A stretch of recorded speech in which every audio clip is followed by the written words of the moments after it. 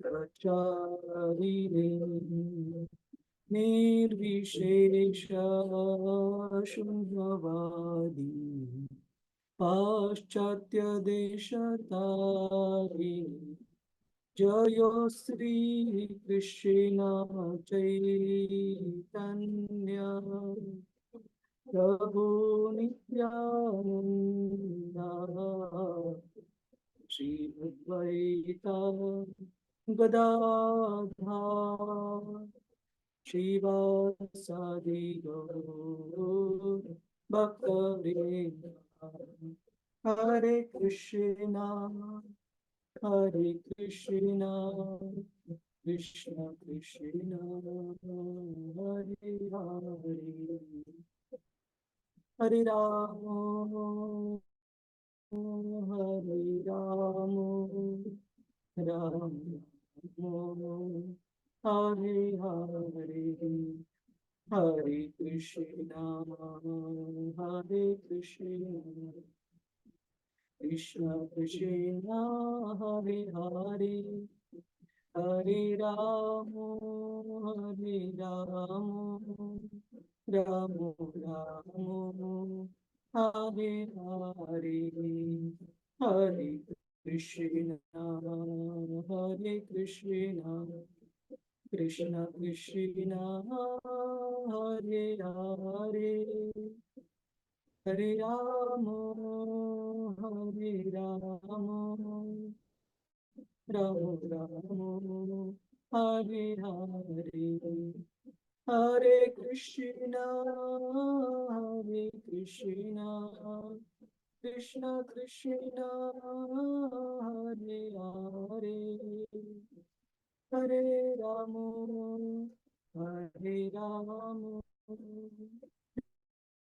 राम राम हरे हरे हरे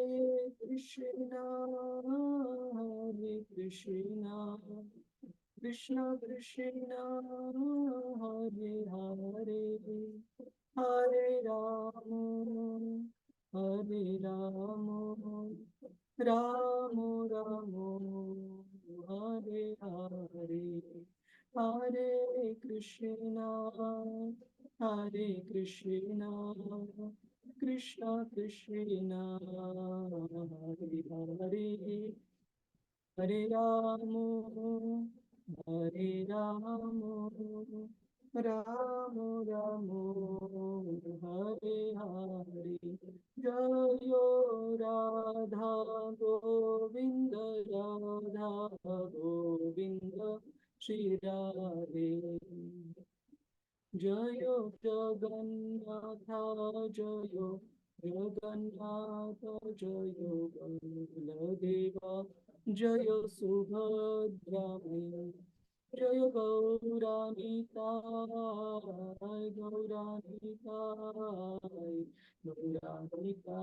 जय गौरानिताय जय जय प्रभुपाद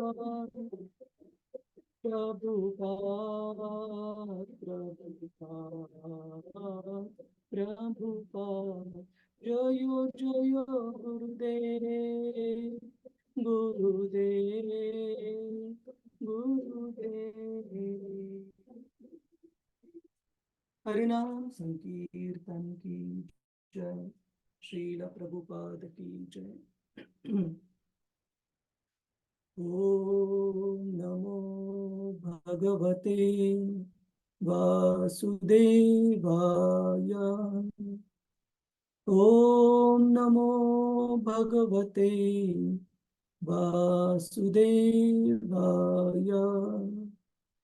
ओम नमो भगवते वासुदेवाय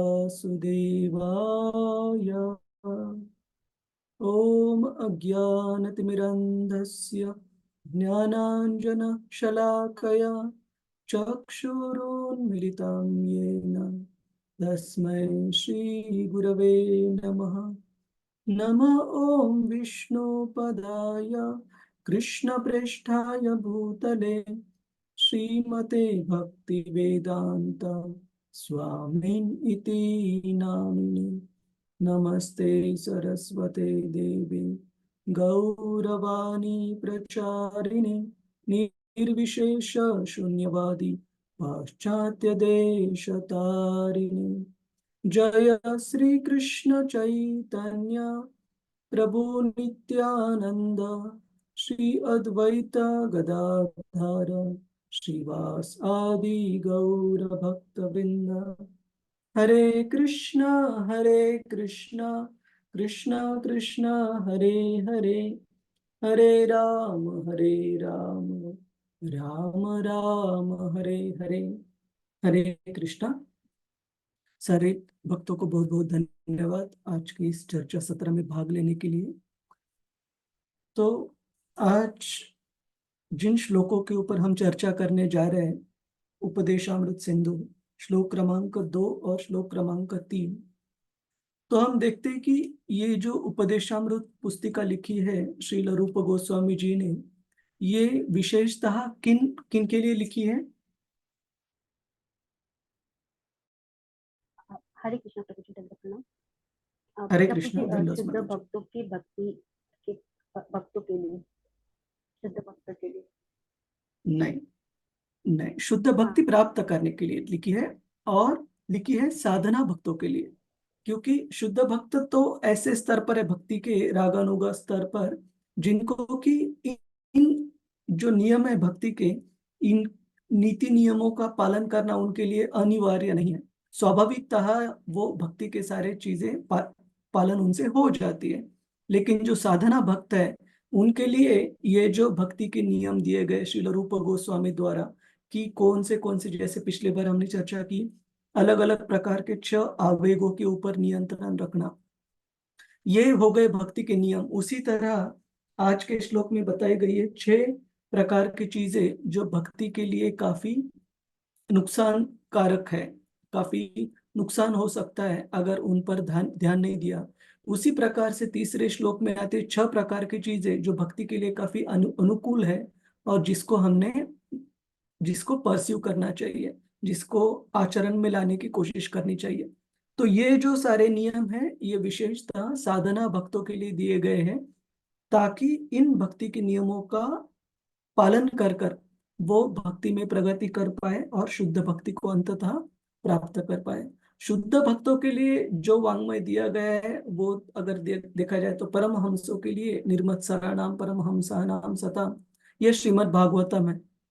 लेकिन जो गोस्वामी जी लिखित जो पुस्तिका है, ज्यादा से ज्यादा, जैसे कि हम भक्ति रसामृत सिंधु भी देखते हैं, 19 जो अलग अलग हमें अध्याय भक्ति शास्त्री में अभ्यास करने के लिए, उसमें से 15 से 16 अध्याय केवल और केवल साधना भक्ति के संबंधित है। तो ये सारी पुस्तिकाएं साधना भक्तों के लिए लिखित है। तो इसमें हम देखते हैं कि 6 प्रकार की चीजें जिन जो भक्ति के लिए प्रतिकूल है, जिनका हमने ध्यान रखना चाहिए, और 6 प्रकार की चीजें जो कि भक्ति के लिए अनुकूल है, जिनको हमने आचरण में लाना चाहिए। ये श्रील रूप गोस्वामी यहाँ पर बता रहे हैं। तो हमने पहले 2 सेशंस में भक्ति रसामृत सिंधु के देखा कि श्रील रूप गोस्वामी जी का जो महत्वपूर्ण स्थान है सारे गौड़िया वैष्णव भक्तों के लिए। और गौड़िया वैष्णव, गौड़िया मतलब गौड़ देश, जो कि बंगाल और उड़ीसा का प्रदेश उसमें आता है। तो उस प्रदेश से आने वाले जो भक्त हैं, उनके लिए विशेषतः श्रील रूप गोस्वामी जी का स्थान क्या है? क्योंकि श्री चैतन्य महाप्रभु के जो प्रमुख शिष्य थे वो थे गोस्वामी, वृंदावन के 6 गोस्वामी, और उनसे उनमें से इन 6 गोस्वामी में से सबसे विशेष योगदान रहा है श्रील रूप गोस्वामी जी का।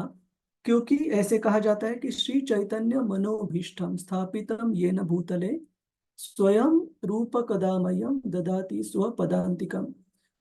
क्योंकि इन्होंने श्रील रूप गोस्वामी जी ने जो चैतन्य महाप्रभु की मनोभीष्टम, जो मन की कामना थी, वो अच्छे से समझ ली, जान ली, और उस इच्छा को इस पृथ्वी तल पर अस्तित्व में लाने के लिए उन्होंने प्रयास किए।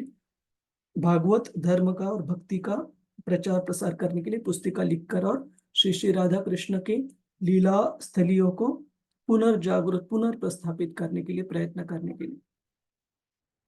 और हमने देखा कि किस प्रकार से इस उपदेशामृत का उन्होंने अवलोकन किया है, लेखन किया है साधना भक्तों के लिए, ताकि वो साधना भक्ति के इन नियमों का पालन कर कर भक्ति में आगे बढ़ सके, प्रगति कर सके, शुद्ध भक्ति को प्राप्त कर सके। और हमने देखा कि किस प्रकार से जो भी भक्त है उनको 6 प्रकार के आवेग, आवेग मतलब प्रोवोकेशंस, 6 प्रकार के आवेगों के ऊपर ध्यान रखना चाहिए।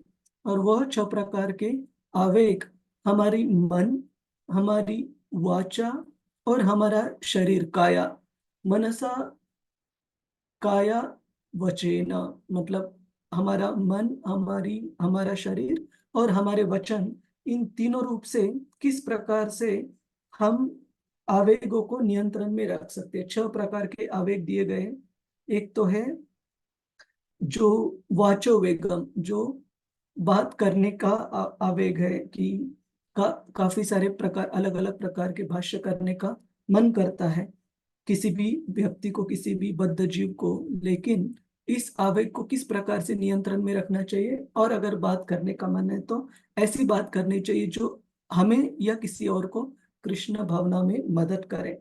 तो ये एक आवेग हो गया। फिर मन का आवेग, फिर क्रोध, एंगर, जीवा आवेग। इसमें हमने देखा कि किस प्रकार से जीवा को, आवेग को नियंत्रित करने के लिए एक तो हमने भगवान का नाम लेना चाहिए और कृष्ण प्रसाद स्वीकार करना चाहिए, और किस प्रकार से किसी भी और चीज के लिए इस जीवा को इस्तेमाल नहीं करना चाहिए, किसी भी और प्रकार की चर्चा के लिए। और कौन सी प्रकार की चर्चा है, ये हम आज इस पर भी, इस मुद्दे पर चर्चा करेंगे। किस प्रकार से भगवान कृष्ण को छोड़कर बाकी प्रकार की जो चर्चा है उसे प्रजल्प कहा जाता है, और जीवा को उसमें इस्तेमाल न करना, ये भी एक प्रकार का आवेग है। और फिर उदरोपस्थ वेगम, जीवा वेगम उदरो उपस्थ वेगम, तो जीवा हमारा पेट और प्रोक्रिएटरी ऑर्गन, जन प्रजनन के जो इंद्रिय है, उनको, उनके आवेगों से किस प्रकार से बचना चाहिए। तो आज हम दूसरे श्लोक के साथ शुरू करते हैं। कौन से 6 प्रकार के अलग अलग प्रतिकूल चीजें हैं जिनसे हमें अपनी भक्ति को हमेशा बचाना चाहिए। तो हम देखते हैं कि जो शुरू के अध्याय है, अध्याय नहीं है, श्लोक है, इसमें शुरू के श्लोक है, श्लोक क्रमांक 1, 2 और 3। इसमें से श्रील रूप गोस्वामी बताते हैं कि किस प्रकार से जो प्रतिकूल चीजें हैं उनको वर्जित रखना चाहिए, जो अनुकूल चीजें हैं उनका पालन करना चाहिए, भक्ति के नियम बताते हैं। फिर आगे चलकर बताते हैं कि किस प्रकार से कम भक्त ने कनिष्ठ स्तर से कौन से स्तर पर आने के लिए प्रयास करना चाहिए भक्ति में। हरे कृष्णा, प्रगति श्री माता जी। इन हरे कृष्णा प्रभु जी।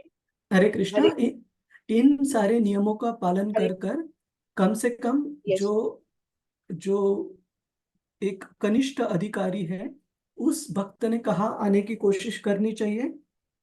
मध्यम अधिकारी प्रभु जी। हाँ, कम से कम हम सभी भक्तों ने मध्यम अधिकारी स्तर पर आने की कोशिश करनी चाहिए। और मध्यम अधिकारी स्तर भी हमें लगता होगा कि ये साधारण स्तर है, तो ऐसे बिल्कुल नहीं है। मध्यम अधिकारी स्तर का मतलब क्या है? मध्यम अधिकारी स्तर का मतलब है कि वो भक्त सारे शास्त्रों के जो निर्देश है उनसे पूरी तरह से उसका कन्विक्शन, कन्विक्शन को हम क्या कहते हैं हिंदी में? पूरी तरह कन्विंस्ड होना। श्री हरिप्रिया माता जी, कन्विक्शन को क्या कहते हैं हम हिंदी में? प्रभु जी उनका बीवी क्लास चालू सहमत है। होना प्रभु जी, सहमत होना पूरी तरह सहमत, उसको। सहमत से भी आगे का, पूरी तरह कन्विंस, कन्विंस को, ठीक है। आप सभी को कन्विक्शन ये शब्द पता है? हरे कृष्ण। जी प्रभु जी, यानी पूरी तरह से जानकारी पता न होना, जानकारी पता न होना, या आधा पता मतलब या आधा। हाँ। हरे कृष्णा, प्रभु जी, अरे कन्विक्शन का मतलब होता है कि एकदम जैसे हम बोलते हैं पूरा कन्विक्शन के साथ हम बात कर रहे हैं या बिल्कुल स्ट्रांगली हमें पता है ये वाली बात, उसको कन्विक्शन बोलते हैं। हाँ, आप में से कोई एक भक्त इंग्लिश टू हिंदी प्लीज खोल के भी रखिए, ताकि हम जब दृढ़ ट्रांसलेट। विश्वास भी हो सकता दृढ़ है प्रभु विश्वास, जी, हाँ, दृढ़ दृढ़ विश्वास। विश्वास, करेक्ट, ये करेक्ट अनुवाद है। दृढ़ विश्वास होना, शास्त्रों के अलग अलग जो भी कंक्लूजन है, जो भी कंक्लूजन से उनका दृढ़ विश्वास होता है एक मध्यम अधिकारी को। तो श्रील रूप गोस्वामी जी ने ये जो भी नियम बताए हैं, उन सबको, उन सबका पालन कर कर कम से कम हमारा जो विश्वास है भक्ति में, वो एक मध्यम अधिकारी के स्तर पर आना चाहिए। और फिर आगे श्रील रूप गोस्वामी बताते हैं चौथे श्लोक से आगे, किस प्रकार से ये मध्यम अधिकारी स्तर के भक्त एक दूसरे के साथ बर्ताव करते हैं, किस प्रकार से 6 प्रकार के आदान प्रदान करते हैं दूसरे भक्तों के साथ। और अंत में इस पुस्तिका में श्रील रूप गोस्वामी विस्तार से चर्चा करते हैं कि हमारे जीवन में किस प्रकार से हमारी ये हमेशा एस्पिरेशन, हमारा हमारी ये हमेशा प्रेरणा होनी चाहिए, अपने आप को ब्रजभूमि में किस प्रकार से स्थित रखे, या फिजिकल मतलब प्रत्यक्ष रूप में वहां रहकर, या कम से कम मानसिक स्तर पर हर एक भक्त ने ब्रजभूमि में स्थित होना चाहिए। इसका मतलब है जो वृंदावन वासियों का जो मूड है, उसी हिसाब से भक्ति के लिए अनुकूल अपना भी हमने मानसिकता अपनी भी बनानी चाहिए। तो हम आगे बढ़ते हैं। इसमें से कुछ कुछ ट्रांसलेशन इस स्लाइड डेक में माता जी मराठी में है, तो मुझे ये काफी थोड़ा लेट देखा मैंने, तब नहीं था, बट ठीक है, मैं आपको बताता हूँ ट्रांसलेट करके। और श्रील प्रभुपाद जी ने किस प्रकार से इन तत्वों के बारे में बताया है, भक्ति में भक्तों ने लगाना चाहिए। जैसे हमने पिछले बार देखा था कि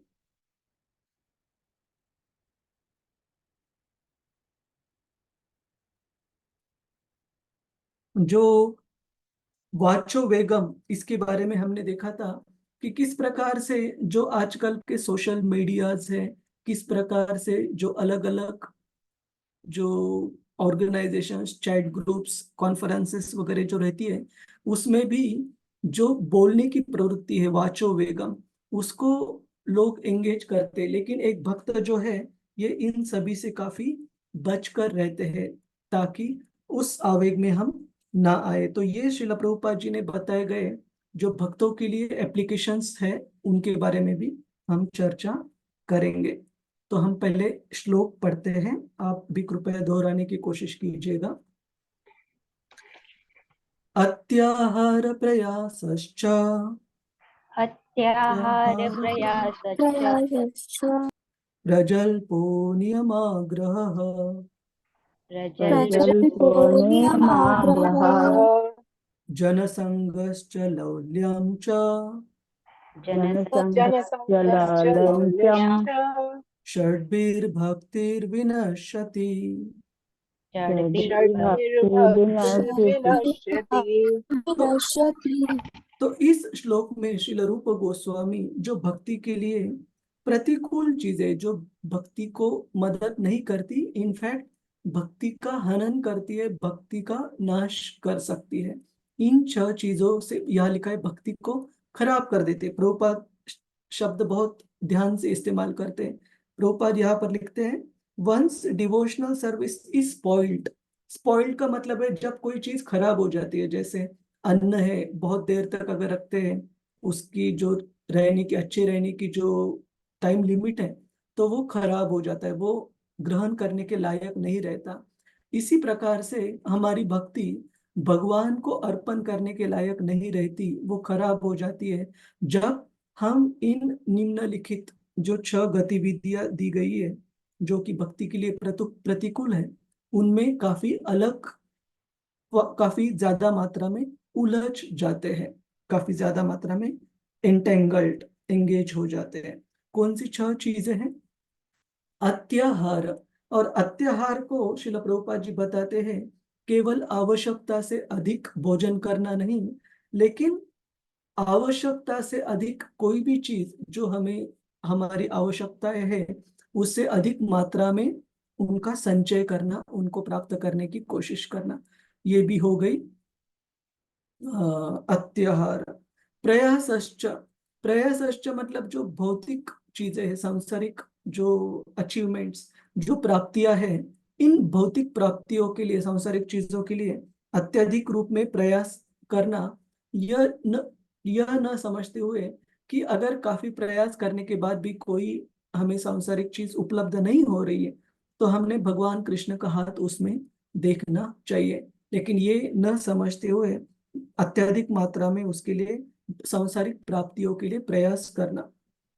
अत्याहार प्रयासश्च प्रजल्पो, तो प्रजल्प ये बहुत, मतलब बाकी ये सारी चीजें काफी रिलेवेंट है हमारे सारे आजकल की जीवन शैली से, लेकिन विशेषतः प्रजल्प ये बहुत बहुत विशेष है, क्योंकि बाकी चीजें तो काफी बार समझ में आती है कि हम किस प्रकार से भक्ति के लिए प्रतिकूल चीजों में अपना समय बिताते हैं, लेकिन प्रजल्प एक ऐसी चीज है कि न केवल वो भक्ति से हमें दूर लेकर जा सकती है, अगर क्या कौन से मुद्दों पर हम हमारा समय बर्बाद कर रहे हैं उसके ऊपर ध्यान नहीं दिया तो गलत चीजों में ध्यान मग्न कर कर हम भक्ति की बड़ी मात्रा में हानि कर सकते हैं, जैसे वैष्णवों के लिए क्रिटिकल बनकर या वैष्णवों की निंदा के ऊपर चर्चा कर कर, तो ये प्रजल्प बहुत ज्यादा घातक हो सकता है भक्ति के लिए।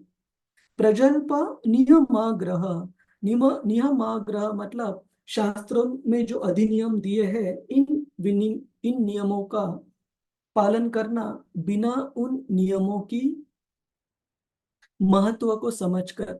जैसे एक उदाहरण काफी बार दिया जाता है कि एक वैष्णव एटिकेट, एक वैष्णव सदाचार है कि कभी भी हम वरिष्ठ भक्तों के, जब उनके प्रेजेंस में रहते हैं तब प्रसाद के लिए कभी भी वरिष्ठ भक्तों को पहले हमने लेने के लिए रिक्वेस्ट करना चाहिए, विनती करनी चाहिए, और उन्होंने प्रसाद ग्रहण करने के बाद ही बाकी भक्तों ने प्रसाद लेना चाहिए।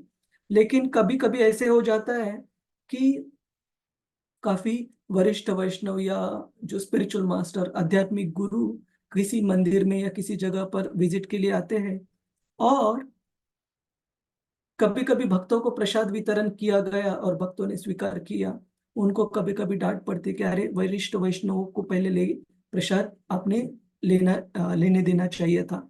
लेकिन हम वो शास्त्रों का नियम भूल जाते हैं।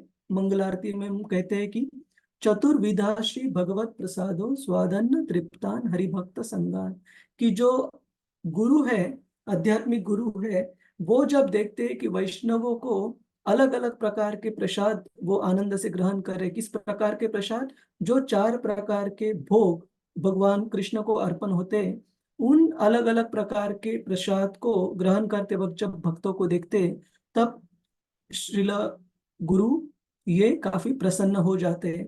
तो वो जो निर्देश है शास्त्रों का, वो ज्यादा मायने रखता है, ना कि वैष्णवों को डांट दे उन्होंने प्रसाद पहले ग्रहण करने के लिए शुद्ध भक्तों से भी।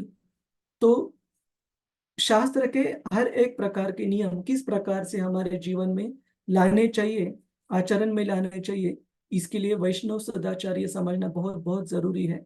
और श्री चैतन्य महाप्रभु ने कहा है कि वैष्णव सदाचारों का पालन ये ऐसी चीज है, अगर इनका पालन अच्छे से करते हैं भक्त, तो एक भक्त सही रूप से सुंदर हो जाता है और आभूषित हो जाता है। अलग अलग प्रकार के अलंकार धारण करने से व्यक्ति कैसे सुंदर दिखता है, उसी प्रकार से एक वैष्णव को उसका जो वैष्णव वैष्णव होकर जो उसका बर्ताव है, जो उसका बिहेवियर है, वो बर्ताव, वो सदाचार उस व्यक्ति को सुंदर बनाता है। तो ये समझना बहुत जरूरी है शास्त्रों के नियमों को और किस प्रकार से उन नियमों का पालन करना चाहिए। और दूसरा जो नियमाग्रह का मतलब श्रील प्रभुपाद जी बताते हैं, वो है कि शास्त्रों के नियमों को विम्सिकली मतलब अपने मन चाहे तरीके से इग्नोर करना, निग्लेक्ट करना। जैसे हम देखते हैं कि शास्त्रों में काफी डिटेल्स में काफी विस्तार से बताया गया है कि किस प्रकार से एक भक्त ने विशेषतः जो रिनाउंस्ड ऑर्डर, जो वैरागी भक्त है, उन्होंने किस प्रकार से बहुत ध्यान देना चाहिए अपोजिट जेंडर, चाहे स्त्री हो तो पुरुषों से, या फिर पुरुष भक्त हो तो स्त्री भक्तों से या स्त्रियों से अपना बर्ताव करते हो काफी ध्यान रखना चाहिए कि जो भी हमारी इंटरेक्शन है केवल और केवल भक्ति के आधार पर, मतलब भक्ति में सेवा के लिए ही होनी चाहिए, और उसको छोड़कर दूसरी इंटरेक्शन आदान प्रदान टालना चाहिए। लेकिन कभी कभी अगर भक्त खुद को समझने लगे कि मैंने भक्ति में रहकर काफी साल हो गए, 20 साल हो गए, 15 साल हो गए, अभी मैं भक्ति में मैच्योर सिंस या सीनियर हो गया हूँ, तो अभी मैं इन मुद्दों को थोड़ा सा आराम से टाल सकता हूँ। लेकिन माया फिर क्या करती है, पकड़ लेती है। भोगवांछा जीव, क्या कौन सा श्लोक है वो? झपटिया माया तारे, झपटिया तारे, 1 मिनट में ढूंढता हूँ, 1 मिनट दीजिए।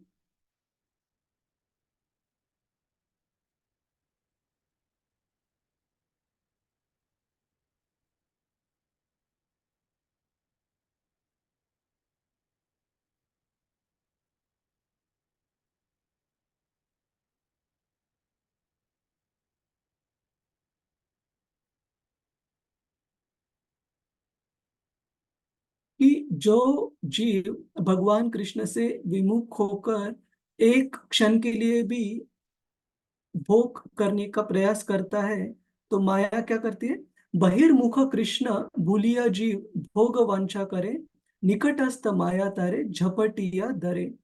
तो जो भी जीव भगवान कृष्ण से विमुख होकर माया की शरण में जाकर उसका उपभोग करने की कोशिश करता है, तो माया झट से उस जीव को पकड़ लेती है। मैंने यहाँ चैट पर वो डाला है, काफी सुंदर श्लोक है, चैतन्य चरितामृत में कोट किया गया है श्रीला कृष्णदास कविराज गोस्वामी द्वारा। बहिर्मुख कृष्ण भूलिया जीव भोग वांछा करे, निकटस्थ माया तारे झपटिया धरे। तो इस प्रकार से जो भगवान के भक्त है, उन्होंने हमेशा ध्यान रखना चाहिए इन शास्त्रों के नियमों का, न केवल अभ्यास करना लेकिन उनका बहुत ध्यान से पालन करना। जनसंगस्य, जनसंग मतलब जो भौतिकवादी, जो कर्मी लोग हैं, उनके साथ, सांसारिक विचारधारा धारा वाले व्यक्तियों के साथ काफी घनिष्ठता से संबंध रखना, आदान प्रदान करना, क्योंकि ऐसे लोगों के साथ रहकर हमारी मानसिकता भी उसी प्रकार से सांसारिक विचारधारा मानसिकता हो जाती है। तो ऐसे लोगों के साथ, सांसारिक लोगों के साथ काफी आदान प्रदान उनका काफी प्रचुर मात्रा में संग लेना। और लौल्यम, लौल्यम मतलब ग्रीडी, जो कि बहुत लालची होना सांसारिक उपलब्धियों के लिए। तो लौल्यम ये शब्द इन जनरल काफी निगेटिव कनोटेशन में इस्तेमाल किया जाता है, भक्ति के लिए अच्छा नहीं समझा जाता। भगवान कृष्ण भगवद गीता में भी बताते हैं कि लस्ट, एंगर एंड ग्रीड, बहुत सारी लालसा होना, काम बहुत सारा रखना, और लस्ट, ग्रीड एंड एंगर, क्रोध, काम, क्रोध और लोभ, ये 3 नरक के द्वार है।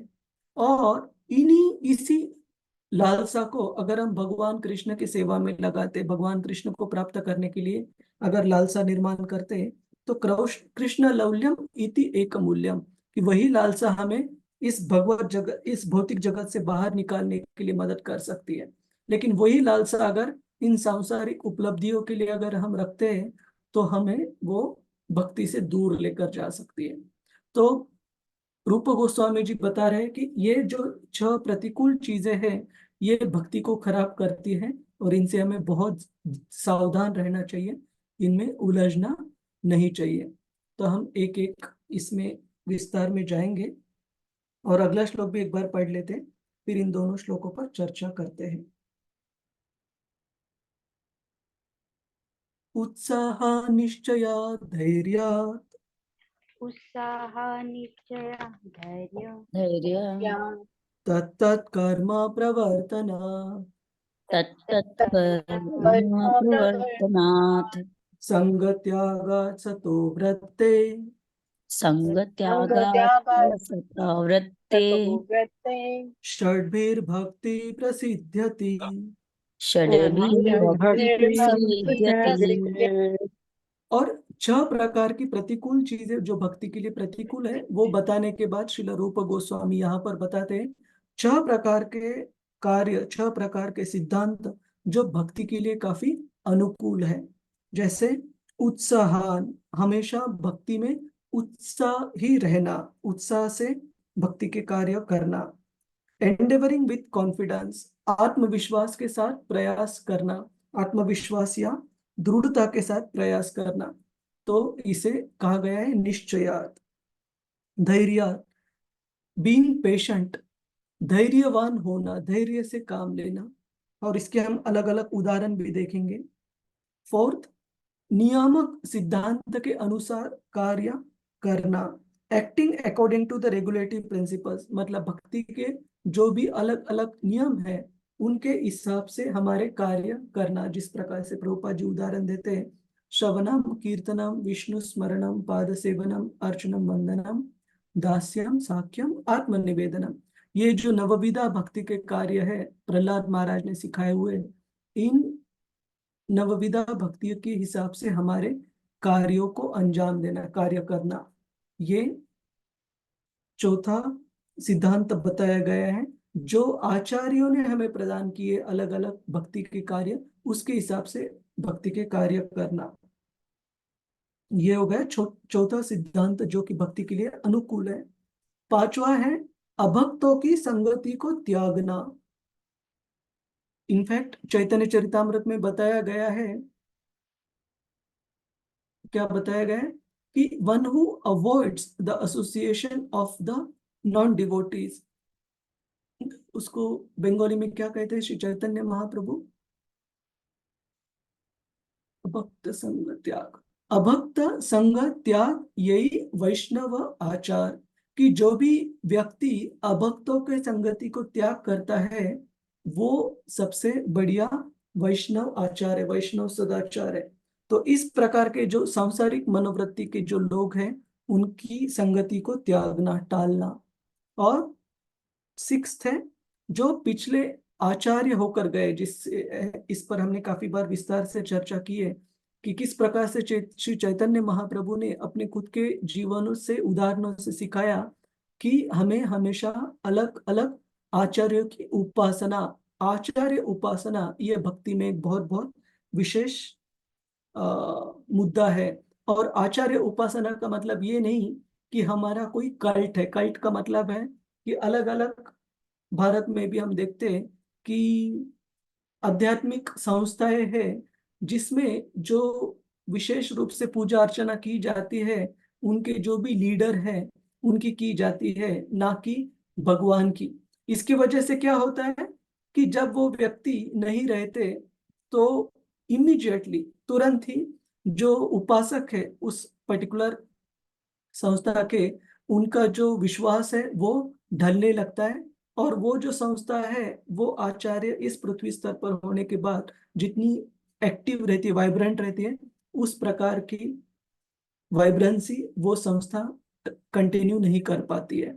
तो पिछले आचार्यों के नक्शे कदम पर चलना मतलब श्रील प्रभुपाद जी ने हमें सिखाया है किसी भी, how do we serve the acharya, कैसे हम अपने गुरु महाराज या बाकी वरिष्ठ भक्तों को सही प्रकार से, किस प्रकार से सेवा अर्पण कर सकते हैं।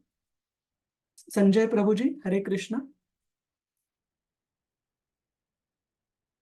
इस पर हमने चर्चा की थी पिछले बार, उसके पिछले बार भी। प्रभु जी, वपु सेवा और वाणी सेवा। हाँ, वपु सेवा और वाणी सेवा, और इन दोनों में भी ज्यादा महत्वपूर्ण है वाणी सेवा, क्योंकि वपु सेवा ये कुछ ही समय के लिए, एक छोटे समय के लिए उपलब्ध होती है, लेकिन जो वाणी है वो अमर रहती है, वो हमेशा के लिए उपलब्ध होती है। तो वाणी सेवा से किसी भी आचार्यों को हम अपनी सेवा अर्पण कर सकते हैं और उनके पद चिन्ह पर अनु शरण करना है हमें, अनुकरण नहीं करना। अनुकरण करना मतलब कॉपी करना, मतलब उनको इमिटेट करने की कोशिश करना। और अनुसरण करना मतलब उन्होंने दिए हुए मार्ग पर पदक्रमण करना, उनके नक्शे कदम पर हम चल सकते हैं। ये जो 6 सिद्धांत है, ये श्रील रूप गोस्वामी बताते हैं कि इनको अगर हम अच्छे से पालन करेंगे तो निस्संदेह हमें शुद्ध भक्ति सेवा की पूर्ण सफलता जरूर प्राप्त होगी। तो हम इसमें से अभी एक एक देखेंगे। अत्याहार प्रयासश्च, तो यहाँ पर प्रयत्नश्च हो गया, लेकिन ये चाहिए प्रयासश्च। तो इसमें हम देखते हैं कि भक्तों के लिए मैं तो कहता हूँ कि ये सारे मुद्दे बहुत बहुत जरूरी है। तो हम सारे मुद्दे शायद कवर ना कर पाए हमारी चर्चा में, लेकिन आप ये जो परपोर्ट है उसको स्किप मत कीजिएगा। बहुत बहुत महत्वपूर्ण परपोर्ट है शिला प्रभुपाद जी के इसमें। अत्याहार का मतलब है, आप में से क्या चाहेगा ये? नेहा माता जी, हरे कृष्णा। जी आप प्रभु जी, हरे हरे कृष्ण, कृष्ण। दंडवत प्रणाम प्रभु जी। दंडोत दंडोत। अत्याहारः प्रयत्नश्च, आवश्यकता से अधिक संग्रह करना और खाना भी प्रयास या अनावश्यक प्रयास का कारण बनता है। ईश्वर की व्यवस्था के अनुसार संसार की किसी भी भाग में कोई भी व्यक्ति बहुत शांति से रह सकता है। यदि उसके पास कुछ जमीन और एक दूध देने वाली गाय हो, मनुष्य को आजीविका कमाने के लिए एक स्थान से दूसरे स्थान पर जाने की कोई आवश्यकता नहीं है, क्योंकि व्यक्ति स्थानीय स्तर पर खाद्यान्न का उत्पादन कर सकता है और गायों से दूध प्राप्त कर सकता है, जिससे सभी आर्थिक समस्याओं का समाधान हो सकता है। हरे कृष्ण। धन्यवाद माता जी। तो ये तो समझने के लिए जो बताया गया है वो काफी स्ट्रेट फॉरवर्ड है कि किस प्रकार से जो भी चीज हमें हमारे बेसिक एकदम सामान्य मेंटेनेंस के लिए, हमारे सामान्य तरह से जीवन जीने के लिए जो चीज चाहिए उतनी ही प्राप्त करने के लिए हमने प्रयास करना चाहिए। बहुत अधिक मात्रा में प्रयास करना या बहुत अधिक मात्रा में किसी भी चीज को संग्रहित करना, ये भक्ति के लिए लाभदायक नहीं है। और श्रीला प्रभुपाद जी अपने तात्पर्य में इसके लिए बहुत सुंदर एक्सप्लेनेशन काफी अच्छे से समझाते हैं। प्रभुपाद जी बताते हैं कि किस प्रकार से जो भी पशु पक्षी और प्राणी रहते हैं अलग अलग प्रकार के, वो कभी किसी चीज के लिए, खाने के लिए चीज है, कोई अन्न है, इसका कभी संग्रह नहीं करते। और इसकी वजह से उनके जीवन में कभी कोई चीज कमी नहीं रहती। क्यों? क्योंकि उनमें वो लोभ नहीं है कि काफी सारी चीजें इकट्ठा करने के लिए। और श्रील प्रभुपाद जी हमेशा उदाहरण देते हैं कि एक ग्रेन्स, धान्य की अगर बैग भरकर कोई रोड पर रखता है, तो अगर कोई पंछी आया तो उसको जितना धान्य चाहिए उस समय के भूख के हिसाब से उतना ही वो लेगा और वहां से निकल जाएगा। लेकिन किसी मनुष्य ने अगर वो धान्य की भरी हुई बैग देखे रास्ते पर, वो तुरंत उठाकर पूरी की पूरी बैग लेकर जाएगा। और ये जो मानसिकता है मनुष्यों की, अपनी जरूरत से ज्यादा चीजें एकत्रित करने के लिए उसका संग्रह करने की जो प्रवृत्ति है, उसकी उसी की वजह से ये जो सारी कमियां इस भौतिक जगत में हमें दिखती है, वो केवल और केवल इसी मानसिकता की वजह से है। और उसके लिए कहा गया है कि this world has everything for everybody's needs but not enough things for even a single person greed. इसका मतलब है ये भौतिक जगत में हर एक प्राणी मात्र की, हर एक व्यक्ति की जो जरूरतें हैं उनको पूरी करने के लिए सारी चीजें पर्याप्त मात्रा में भगवान ने दी गई है।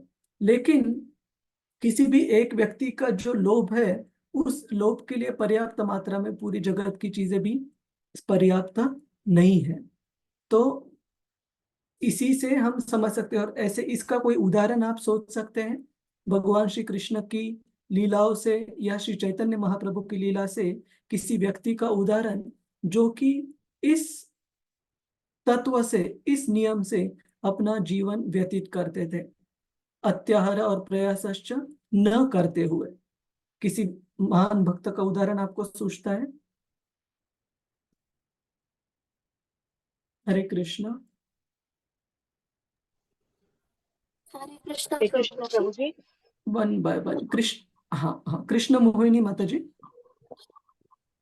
जी प्रभु जी, चैतन्य महाप्रभु की लीला से एक भक्त थे जो पत्ते बेचते थे और करेक्ट। चैतन्य महाप्रभु उनसे लेते थे। मुझे नाम याद नहीं आ रहा प्रभु जी, बट यही याद। श्रीधर कोलावेच, श्रीधर कोलावेच उनका नाम जी जी है ना।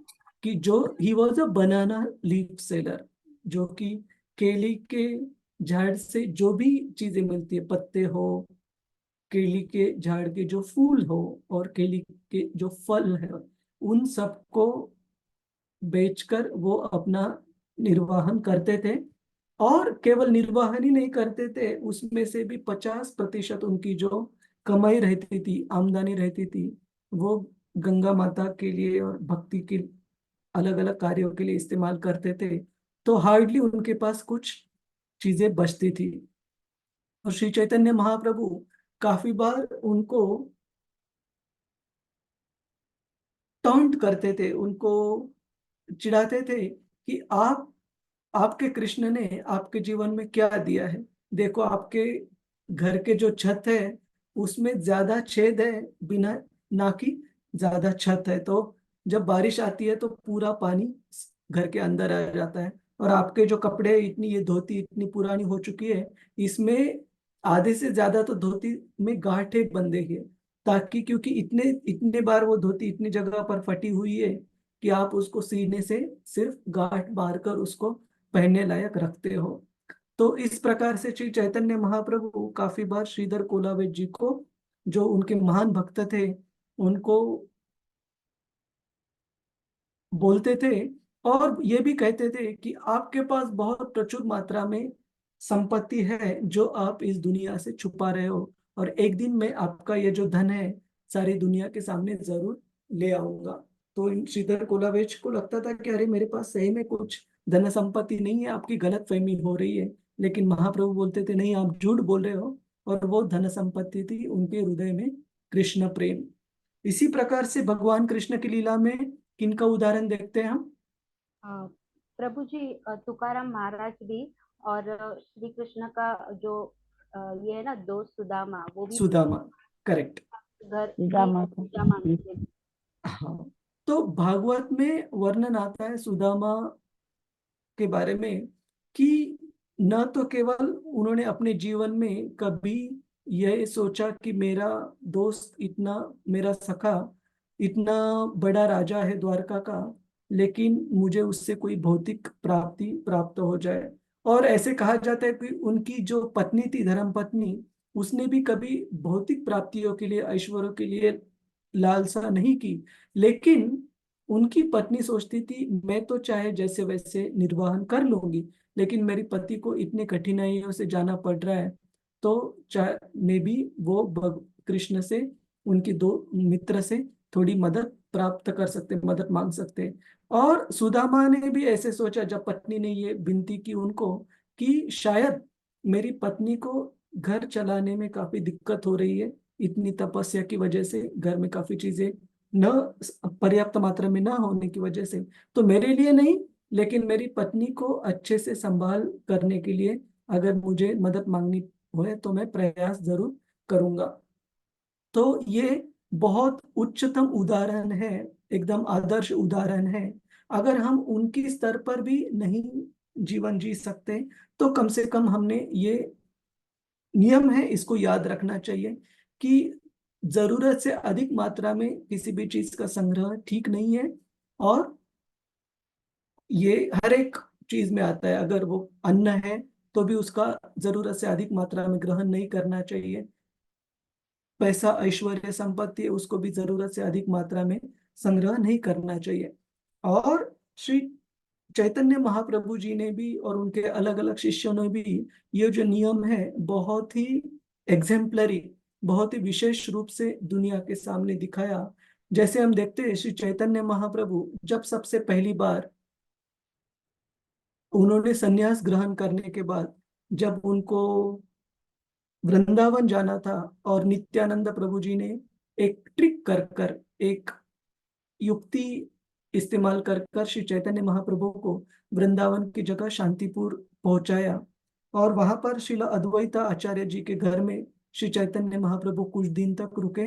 और जब वो रुके तब सची माता और बाकी जो नवद्वीप से भक्तगण है वो भी वहां पर आकर उनको अपनी सेवा अर्पण कर पाए, उनका उनका दिव्य संग प्राप्त कर पाए। तो उसके बाद जब सची माता जी के निर्देश के अनुसार श्री चैतन्य महाप्रभु ने तय किया कि आ, मैं वृंदावन की जगह जगन्नाथपुरी में अपना निवास रखूंगा, तब वो जगन्नाथपुरी जा रहे थे। उनके पास बस गिने चुने 4-5 भक्त उनके साथ थे।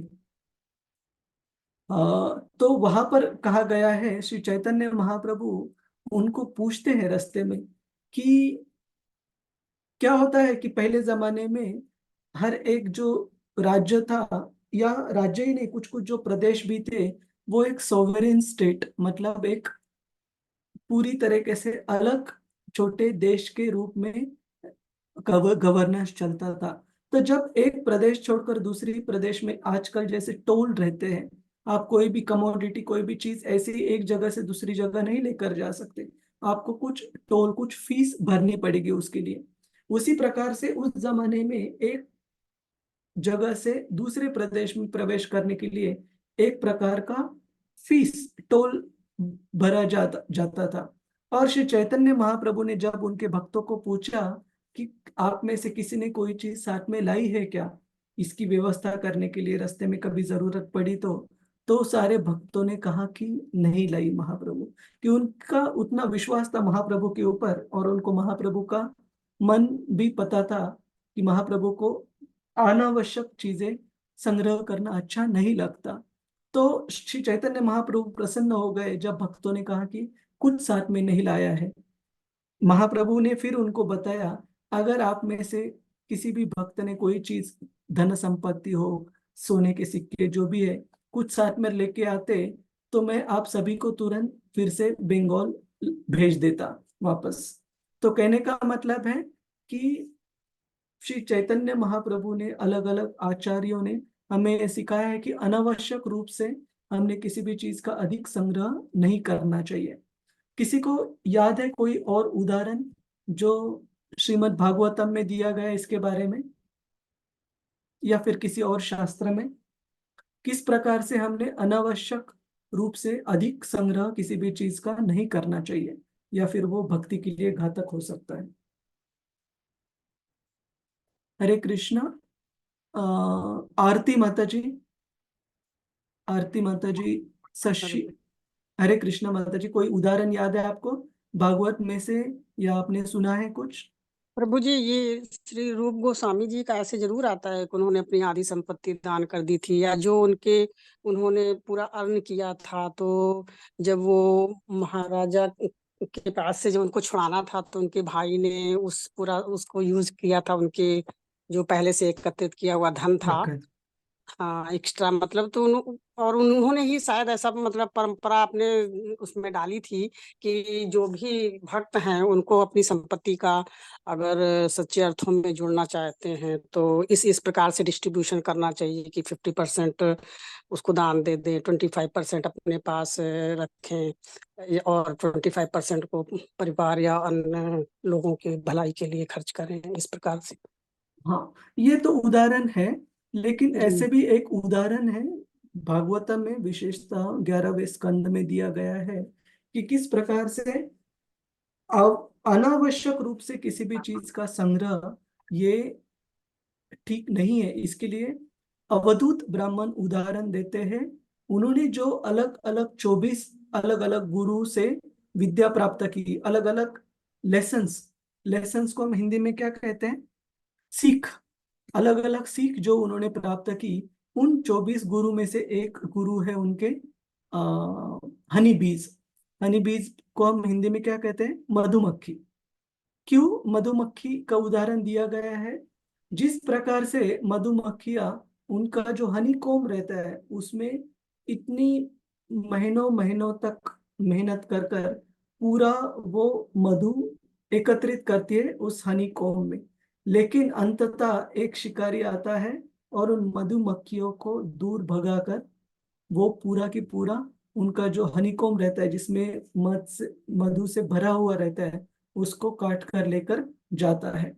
इसी प्रकार से एक भक्त को चाहिए कि किसी भी चीज को अधिक मात्रा में संग्रहित करने के चक्कर में ना पड़े। और विशेषतः प्रभुपाद जी बताते उनके तात्पर्य में कि जो वैरागी भक्त है, जैसे सन्यासी है, वैराग्य के पथ पर चलने वाले जो भक्त है, ब्रह्मचारी सन्यासी हो, उन्होंने तो विशेष रूप से इसका ध्यान रखना चाहिए कि एक बार जो गृहस्थ है उनको तो थोड़ी बहुत मात्रा में कोई चीज शायद संग्रहित करके रखनी पड़े, जैसे बैंक बैलेंस हो, कि उनको पारिवारिक जिम्मेदारियां है, बच्चों की पढ़ाई लिखाई है, हेल्थ रिलेटेड कुछ मदद लग सकती है, तो थोड़ा बहुत संग्रह वो कर सकते हैं। लेकिन जो वैराग्य के पथ पर जो भक्त है, जैसे सन्यासी हो और ब्रह्मचारी हो, उनको तो विशेष रूप से ध्यान रखना चाहिए कि किसी भी भौतिक चीजों का आवश्यकता से अधिक मात्रा में संग्रह नहीं करना है।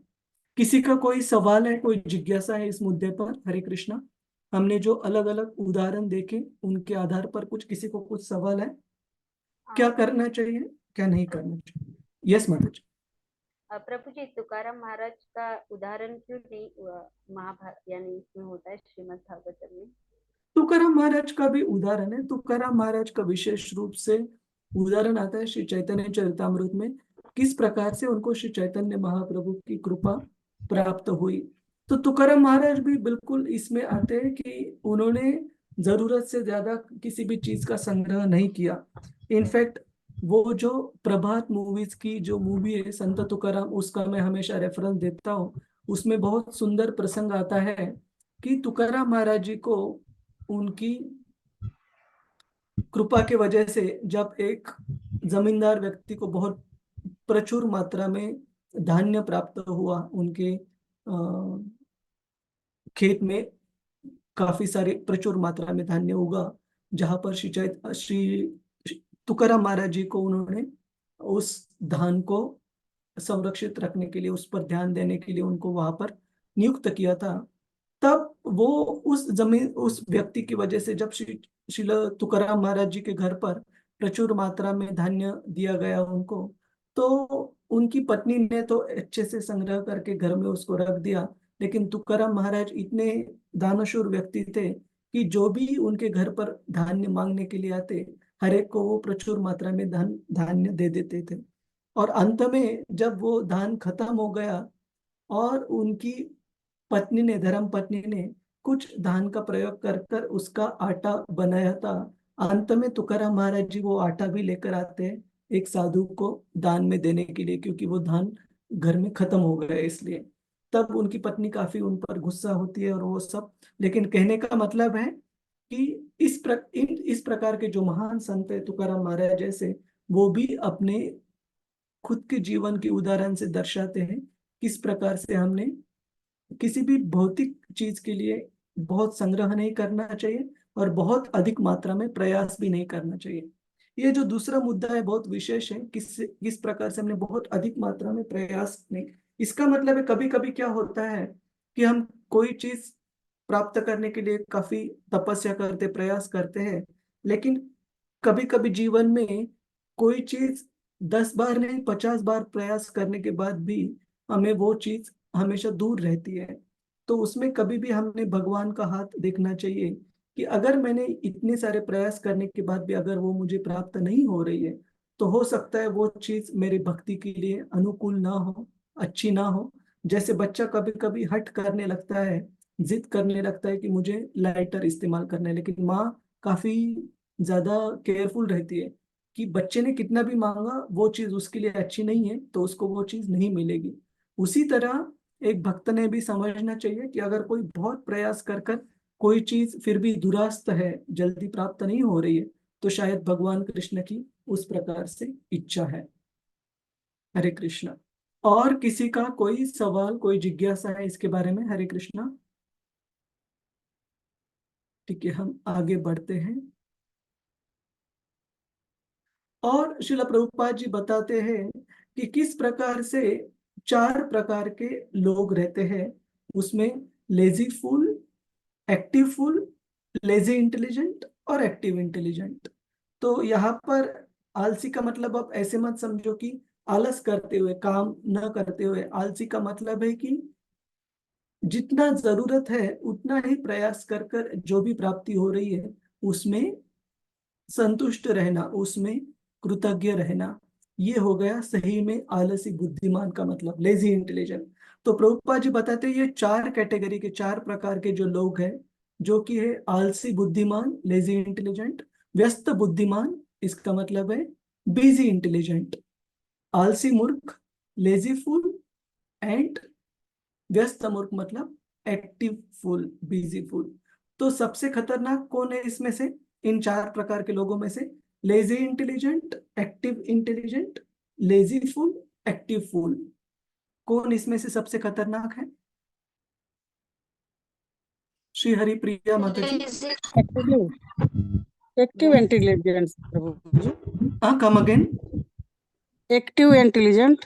एक्टिव इंटेलिजेंस, एक्टिव इंटेलिजेंस से भी ज्यादा खतरनाक है एक्टिव फूल्स, क्योंकि वो एक्टिव भी है और उनको पता भी नहीं कि कहाँ उसका इस्तेमाल करना चाहिए। जैसे प्रभुपाद जी उदाहरण देते, जैसे एक बंदर है, बंदर के हाथ में अगर चाकू या कैंची है तो वो बहुत ज्यादा खतरनाक है। क्यों? क्योंकि एक तो बंदर इतना हाइपर एक्टिव रहता है, हमेशा उसको कुछ ना कुछ मिस्चिफ, कुछ ना कुछ शरारत करने की, हरकत करने की उसको पड़ी रहती है। और उसके हाथ में अगर बंदर के कैंची हो या चाकू हो, किसी को हानि हो सकती है, बहुत ज्यादा चांस है। क्यों? तो क्योंकि उसको एक्टिव फूल के बारे में बताया जाता है, क्योंकि वो काफी व्यस्त है, एक्टिव है, लेकिन उसको किस प्रकार से किसी चीज का कहाँ पर इस्तेमाल करना चाहिए उसका ध्यान नहीं रहता। और सबसे अच्छा क्या हो सकता है, सबसे बढ़िया क्या है? यस, प्रभु जी आलसी बुद्धिमान। आलसी बुद्धिमान, हाँ। और आलसी बुद्धिमान का मतलब ये नहीं कि भगवान के भक्त आलसी रहते हैं। आलसी बुद्धिमान का मतलब है कि जितना जरूरी है इस भौतिक जगत में खुद को, खुद का जीवन भक्तिमय जीवन, भक्तिमय रूप से बिताने के लिए, उतनी ही चीजें भक्त उतनी ही चीजों के लिए प्रयास करता है। और बाकी समय वो भक्ति में काफी लालसी रहता है, और भौतिक जीवन में आलसी। आलसी का मतलब ये नहीं कि चीजें टालता है, जितना जरूरत है उतना प्रयास करेगा वो शरीर और आत्मा को एक साथ रखने के लिए। बाकी समय भगवान की सेवा में प्रगति करने के लिए वो व्यस्त करेगा। इसका उदाहरण हम अगर देखें तो वैदिक संस्कृति में हम देखते हैं कि लोग जो खेती कर कर वगैरह अपना घर चलाते थे, केवल और केवल सुबह से लेकर दोपहर को जितना समय है, या सुबह भी बहुत जल्दी नहीं, उनका पूजा पाठ साधना होने के बाद वो खेत में वगैरह जाते थे, और सूरज ढलने से पहले पहले वो अपना काम पूरा कर कर रिटर्न आते थे। और बाकी सुबह का समय और शाम का समय केवल और केवल कृष्ण भक्ति में प्रगति करने के लिए वो बिताते थे। और प्रभुपाद जी बताते हैं कि बहुत पुराने समय की बात नहीं है, as recent as 50-60 years ago, या उसके बाद भी कुछ कुछ जगह पर जहाँ पर वैदिक संस्कृति अभी भी उपलब्ध है, हम देखते हैं कि लोग बहुत कम समय, और आप कभी कभी आपके मन में प्रश्न आएगा कि सही समय की कैसे हम पहचाने, कि उस समय से ज्यादा अगर हम व्यतीत करते हैं इस भौतिक शरीर को मेंटेन करने के लिए, तो वो जरूरत से ज्यादा है। प्रभुपाद जी बताते हैं more than 8 hours। इसका मतलब है 8 घंटे जो भी हम कार्य कर सकते हैं हमारे शरीर के मेंटेनेंस के लिए, उतना पर्याप्त है। आजकल हम देखते हैं हर एक जो जॉब्स है, जो भी नौकरियां है, काफी नौकरियां 8 घंटे से ज्यादा उसमें काम में हमें बिताना पड़ता है। इसका मतलब वो निश्चित, अगर शास्त्र के इस आधार का मापन किया जाए, तो वो जो काम है इस आधार, मतलब जो बैरोमीटर दिया है श्रील रूप गोस्वामी जी ने, उसके हिसाब से वो प्रयास में जरूर मोड़ता है।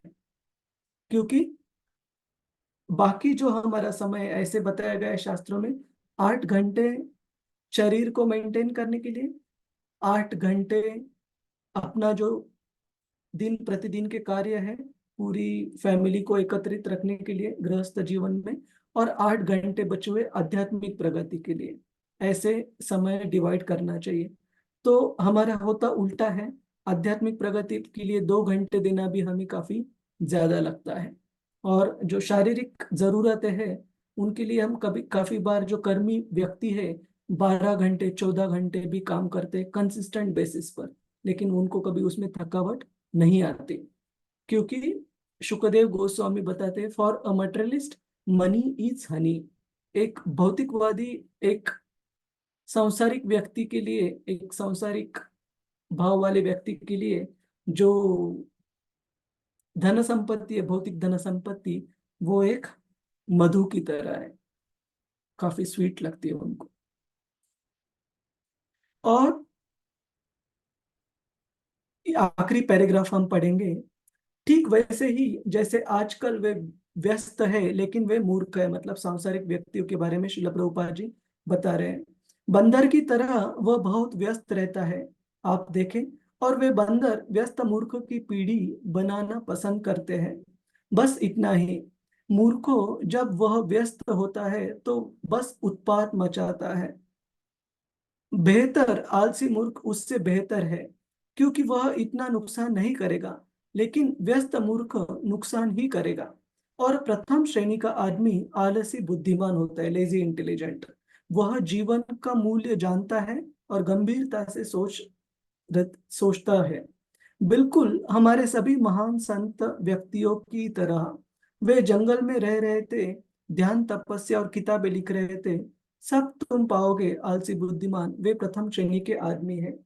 और एक यहाँ पर बहुत महत्वपूर्ण मुद्दा श्रील प्रभुपाद जी बताते हैं, सब तुम पाओगे आलसी बुद्धिमान। तो इसका मतलब है कि ऐसे नहीं है कि एक व्यक्ति के जीवन में अगर X% आनंद लिखा है तो उस व्यक्ति ने ज्यादा प्रयास न करने के बावजूद वो X% जो आनंद की अनुभूति है वो जरूर उसको प्राप्त होगी।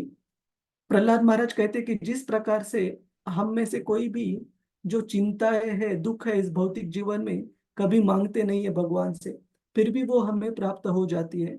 इसी प्रकार से जो भौतिक आनंद की मात्रा है वो भी तय है हम सभी के जीवन में, और उस मात्रा से अधिक प्रमाण में हम कभी भी भौतिक आनंद के लिए प्रयास नहीं कर सकते।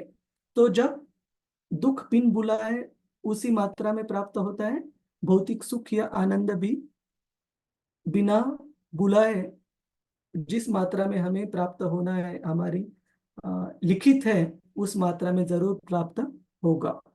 किसी का कोई सवाल है इसके ऊपर? हरे कृष्णा।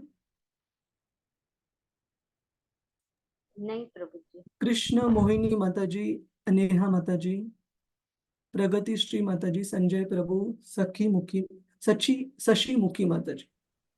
हरे कृष्णा। ठीक है, हम आगे बढ़ते हैं।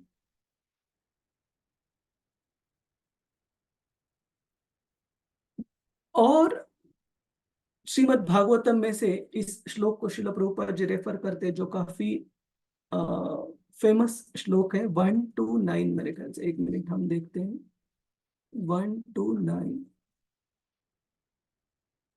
जीवस्य तत्व जिज्ञासा, कामस्य इंद्रिय प्रीतिर। उससे एक श्लोक पहले वाला, धर्मस्य ही अपवर्गस्य नार्थो अर्थायोपकल्पते, नार्थस्य धर्मैकान्तस्य कामो लाभाय विस्मृतः। तो ये श्लोक काफी बार श्रील प्रभुपाद जी यहाँ पर कोट करते हैं। आप सभी को दिख रहा है ये श्लोक श्रीमद् भागवतम में से? जी प्रभु जी दिख रहा है। तो दूसरा जो अध्याय है पहले स्कंद का, बहुत विशेष है, डिविनिटी एंड डिवाइन सर्विस। तो इसमें ऐसे बताया जाता है कि ये जो सूत गोस्वामी जी के उत्तर है पहले 2 प्रश्नों के, जो नैमिषारण्य ऋषि मुनि ने पूछे थे, कि एक व्यक्ति के लिए जो मृत्यु के बहुत समीप है, सबसे श्रेष्ठ कार्य क्या है, कर्तव्य, और ऐसे चीज क्या है जो कि सारे सामान्य व्यक्तियों के भले के लिए, what is the best activity for the welfare of people in general. और सारे शास्त्रों का सार क्या है? ये दो प्रश्न नैमिषारण्य के ऋषि मुनियों ने सूत गोस्वामी जी से पूछे थे कि what is the best welfare activity for people in general. सारे सामान्य लोगों के जीवन कल्याण के लिए सबसे बढ़िया कार्य क्या है और सारे शास्त्रों का सार क्या है? इन दो प्रश्नों के उत्तर में श्रील सूत गोस्वामी श्लोक क्रमांक 6 से लेकर श्लोक क्रमांक 16-17 तक जो भी श्लोक बताते हैं बहुत बहुत ज्यादा महत्वपूर्ण है। तो श्रील प्रभुपाद जी इन श्लोकों को बहुत बार रेफर करते हैं और यहाँ पर जो रेफर किया है, नार्थो न अर्थो अर्थायो उपकल्पते, कि कहा गया है कि धर्म, अर्थ, काम और मोक्ष, इन चार पुरुषार्थों में धर्म के जो कार्य है वो अर्थ के लिए नहीं इस्तेमाल करने चाहिए, वो इस्तेमाल करने चाहिए हमने मोक्ष के लिए। मतलब अर्थ और काम, ये जो दो स्टेजेस बीच में आते हैं, उसके लिए धर्म के कार्यों का उपयोग नहीं करना चाहिए, वो उपयोग करना चाहिए इस भौतिक जगत से मुक्ति प्राप्त करने के लिए, भगवत धाम प्राप्त करने के लिए, और ये काम के लिए इस्तेमाल नहीं करना चाहिए। और ये जो हमारे वर्णाश्रम धर्म से भी हमें जो कर्तव्य प्राप्त हुए वो भी कभी भौतिक प्राप्ति के लिए इस भौतिक जगत में नहीं हमने निभाने चाहिए, वो कर्तव्य केवल और केवल आध्यात्मिक प्रगति के लिए हमने इस्तेमाल करने चाहिए। तो हम यहाँ पर एक छोटा सा डिस्कशन करेंगे। दुर्भाग्य से लोग अत्याहार या ऐसी समृद्धि की अत्यधिक इच्छा के कारण भौतिक समृद्धि के लिए धर्म को स्वीकार करते हैं। हालांकि सच्चा धर्म लोगों को कृष्ण चेतना का विकास करते हुए जीवन की मूलभूत आवश्यकताओं से संतुष्ट रहने का निर्देश लेता है। इसका मतलब ऐसे नहीं कि एक भक्त अपने भौतिक जरूरतों का ध्यान नहीं रखता, जरूर ध्यान रखता है। भागवतम में दूसरे अध्याय में पहले स्कंद में भी बताया गया है कि सेल्फ सस्टेनेंस, मतलब हमारी जीवन का जो हमारा जो शरीर है, इस मशीन को चलाने के लिए जो भी मूलभूत आवश्यकताएं है वो हम निभा सकते हैं, उसमें बिल्कुल दिक्कत नहीं बताई गई है।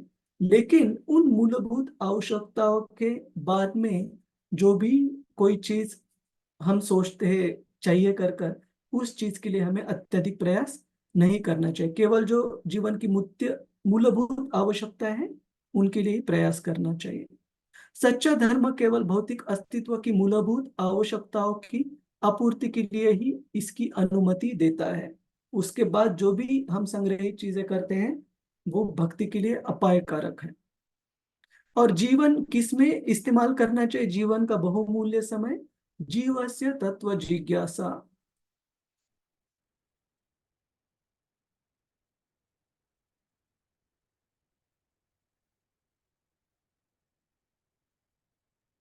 वन टू 10 इसके बाद वाला ही श्लोक है, जहां पर बहुत सुंदर श्लोक हम एक बार ये दोहराएंगे, कृपया दोहराने की कोशिश कीजिएगा।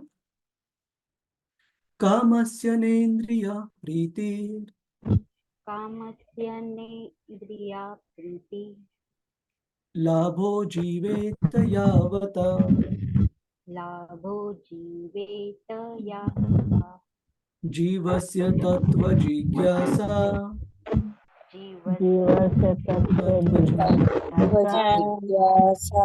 नार्थो यश्चेह कर्मभिः, नार्थो यश्च कर्मभिः। तो यहाँ पर सूत गोस्वामी बताते हैं कि हमारे जीवन की जो भी इच्छाएं हैं, कामनाएं हैं, वो इच्छाएं हमें इंद्रिय तृप्ति के लिए डाइवर्ट नहीं करनी है, उसकी तरफ लगानी नहीं। और केवल हम ऐसे नहीं कि भगवान की उस भक्ति को चलाने के लिए जो आवश्यकताओं के ऊपर हम ध्यान नहीं देंगे, ऐसे बिल्कुल नहीं है। Self sustenance is okay for leading a healthy life of self preservation. है वो पर्याप्त मात्रा में प्राप्त करने में दिक्कत नहीं है, लेकिन बाकी बची हुई जो भी हमारी शक्ति है, जो समय है, वो हमने लगाना चाहिए भगवान के बारे में जानने के लिए। और nothing else should be the goal of one's works. जो भी वर्णाश्रम धर्म के हमारे जो भी बताए हुए कार्य है, कर्तव्य है, वो केवल और केवल जीवन के इसी प्रयोजन को प्राप्त करने के लिए हमने इस्तेमाल करने चाहिए, ना कि इंद्रिय तृप्ति के लिए। जीवस्य तत्व जिज्ञासा, जीवन का वास्तविक उद्देश्य पूर्ण सत्य के बारे में पूछताछ करना है। यदि हमारा प्रयास पूर्ण सत्य के बारे में पूछताछ करना नहीं है, तो हम बस अपनी कृत्रिम आवश्यकताओं को ही पूरा करने के लिए अपने प्रयास को बढ़ा देंगे।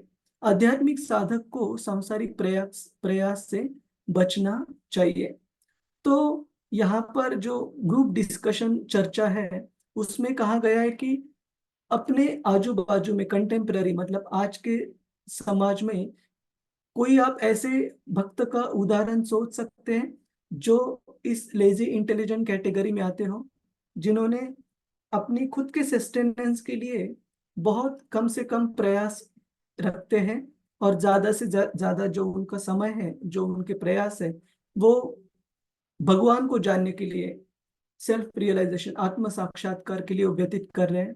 कोई उदाहरण देना चाहेगा?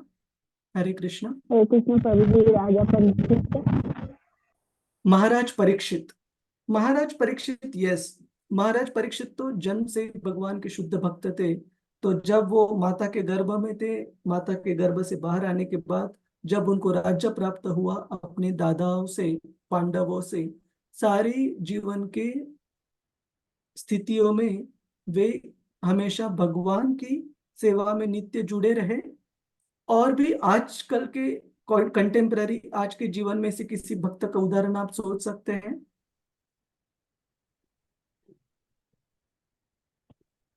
एक उदाहरण मैं आपको देता हूं। हम सभी उनको जानते हैं, बहुत बढ़िया भक्त है, ऐश्वर्या सुभद्रा माता जी और धनंजय सखा प्रभु, उनके जो पति है, उन दोनों का उदाहरण, और उनका छोटा जो बच्चा है जगन्नाथ। हम देखते हैं कि माता जी के जीवन में इतनी वेल क्वालिफाइड है। माता जी खुद एक पेशे से, खुद के क्वालिफिकेशन से क्वालिफाइड डॉक्टर है, और ये इतना अच्छा क्वालिफिकेशन होने के बावजूद, और उनके पति का भी घर का बहुत अच्छा बिजनेस है, दोनों पति और पत्नी ने ये तय कर लिया कि अपना जो उनके जीवन का जो प्राइम, जो काफी अच्छा, सबसे ज्यादा महत्वपूर्ण जो समय है, वो भगवान कृष्ण की सेवा में अर्पण करने के लिए। तो ऐसे नहीं कि वो अपनी जो जीवन की जो कर्तव्य है माता पिता के रूप में छोटे बच्चे जगन्नाथ के प्रति, या अपने एक दूसरे के प्रति, उनको वो इग्नोर कर रहे हैं, बिल्कुल नहीं। उन सब आवश्यकताओं के प्रति वो जितना कम कर रहे हैं घर चलाने के लिए, लेकिन बाकी जो समय है खुद का, वो पूरी तरीके से समर्पित होकर श्री श्री राधा गोविंद जी की सेवा में अर्पण कर रहे हैं। तो ये एक हमारे आंखों के सामने उदाहरण है, और ऐसे बहुत सारे महान भक्तों के उदाहरण हम देख सकते हैं कि किस प्रकार से वो जीवस्य तत्व जिज्ञासा कामस्य न इंद्रिय प्रीतिर, कि इंद्रिय प्रीति के लिए, काम की तलाश में वो अपनी समय और जो प्रयास है उनको नहीं लगाते हैं, जीवस्य तत्व जिज्ञासा के लिए वो अपना ज्यादा से ज्यादा समय लगाते हैं। ये एक भक्त का उदाहरण है। किसी का कोई सवाल है इस पर? हरे कृष्णा। हरे कृष्णा प्रभु जी श्रीधर प्रभु जी भी, श्रीवास अंगद वो हाँ, भी। हाँ, देखिए, श्रीवास अंगन प्रभु जी हो, नामनिष्ठ प्रभु जी हो, ये तो महान भक्त है, बिल्कुल उसमें कोई सवाल नहीं है। लेकिन फर्क उनमें और जो उदाहरण मैंने दिया उसमें ये फर्क है कि इन भक्तों ने, जैसे श्रीवास अंगन प्रभु जी, नामनिष्ठ प्रभु जी, पूरी तरीके से अपना जीवन भगवान कृष्ण की सेवा में समर्पित कर दिया है। लेकिन जो गृहस्थ भक्त है, उनको आध्यात्मिक जिम्मेदारियों के साथ साथ कुछ पारिवारिक जिम्मेदारियां भी रहती हैं, अपने घर को चलाने के लिए, अपने बच्चों को ध्यान देने के लिए।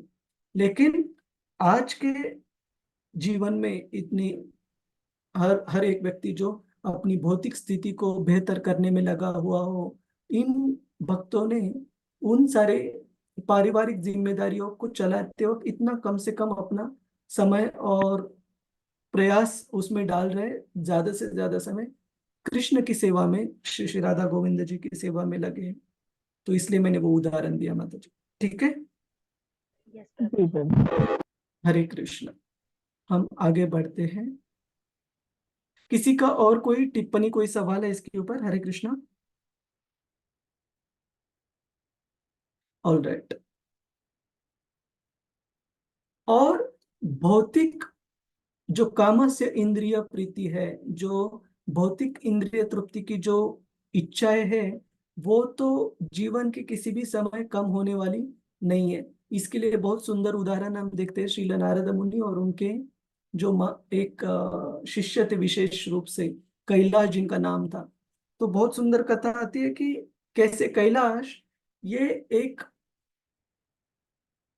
गृहस्थी जीवन में, गृहस्थी को इतने आसक्त थे ये व्यक्ति कि बुढ़ापा आ गया फिर भी गृहस्थी की जो पारिवारिक जिम्मेदारियां हैं उनको छोड़ने के लिए, त्याग करने के लिए तैयार नहीं थे।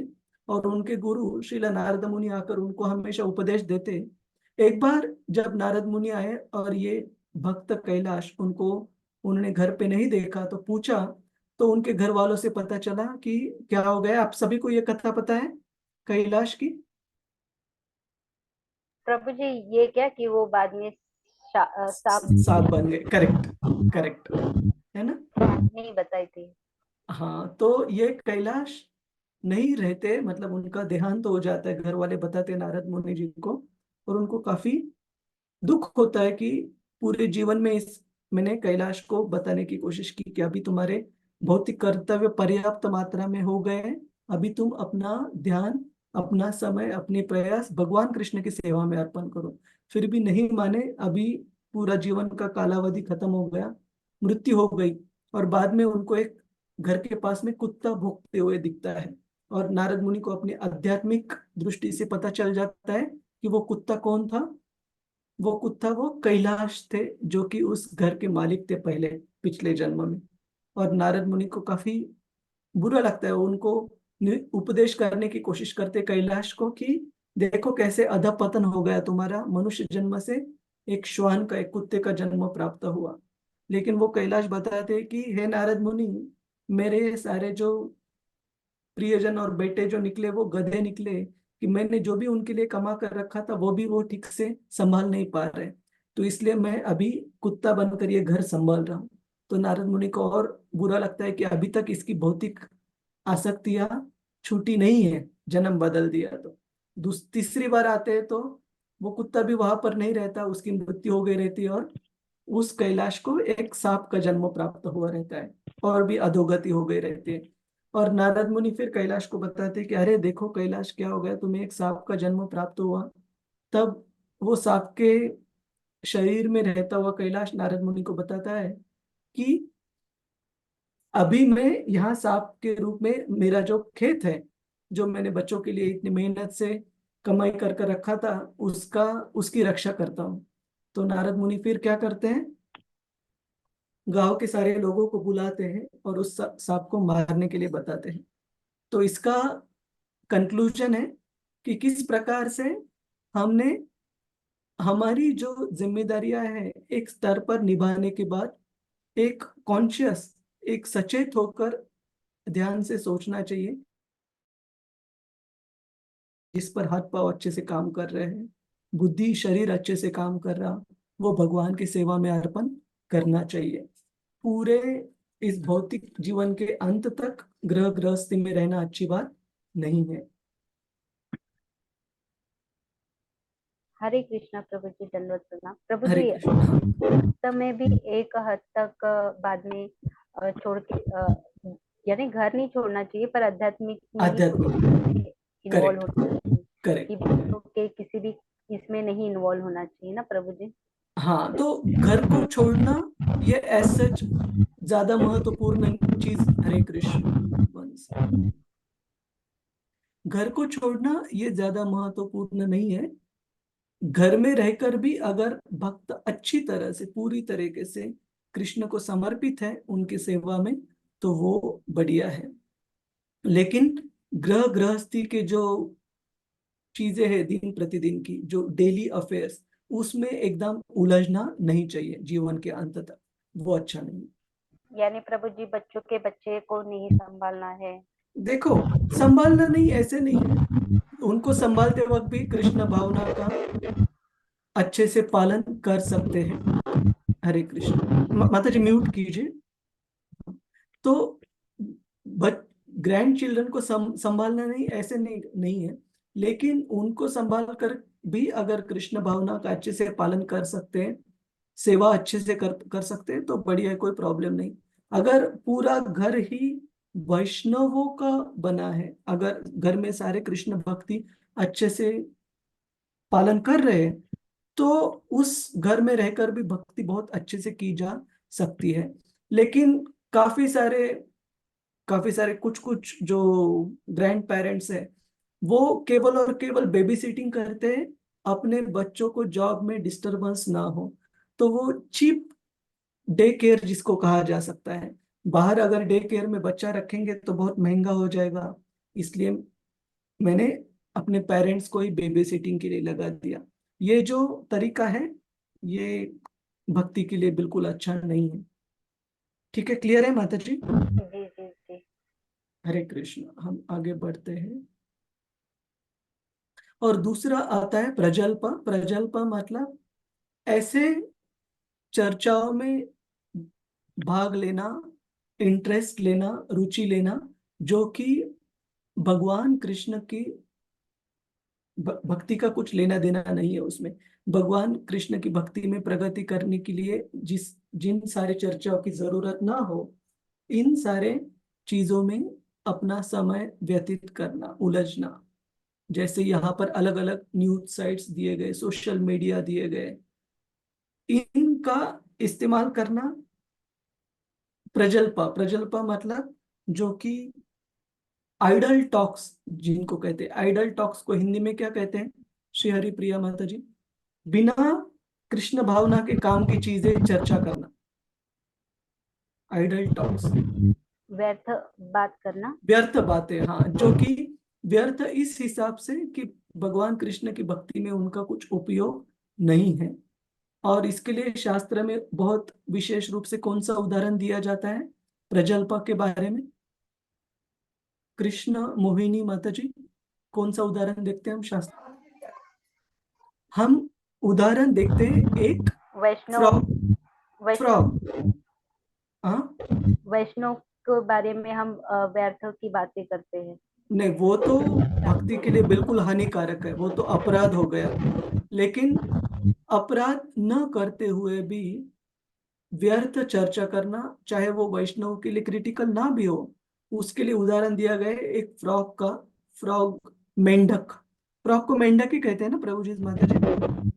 जी जी प्रभु जी। तो एक शास्त्रों में उदाहरण दिया गया है, जिस प्रकार से एक मेंढक ड्राव ड्राव करके आवाज करता है, निकालता है, लेकिन उस आवाज से केवल और केवल किसको आकर्षित करता है? वो एक सांप को आकर्षित करता है, क्योंकि एक सांप को पता चलता है कि मेंढक जो उसकी खाद्य चीज है वो पास में यहाँ पर उपलब्ध है, उसकी आवाज को सुनकर। और उस आवाज को सुनकर सांप वहां पर आकर्षित हो जाता है, उस मेंढक को खा लेता है।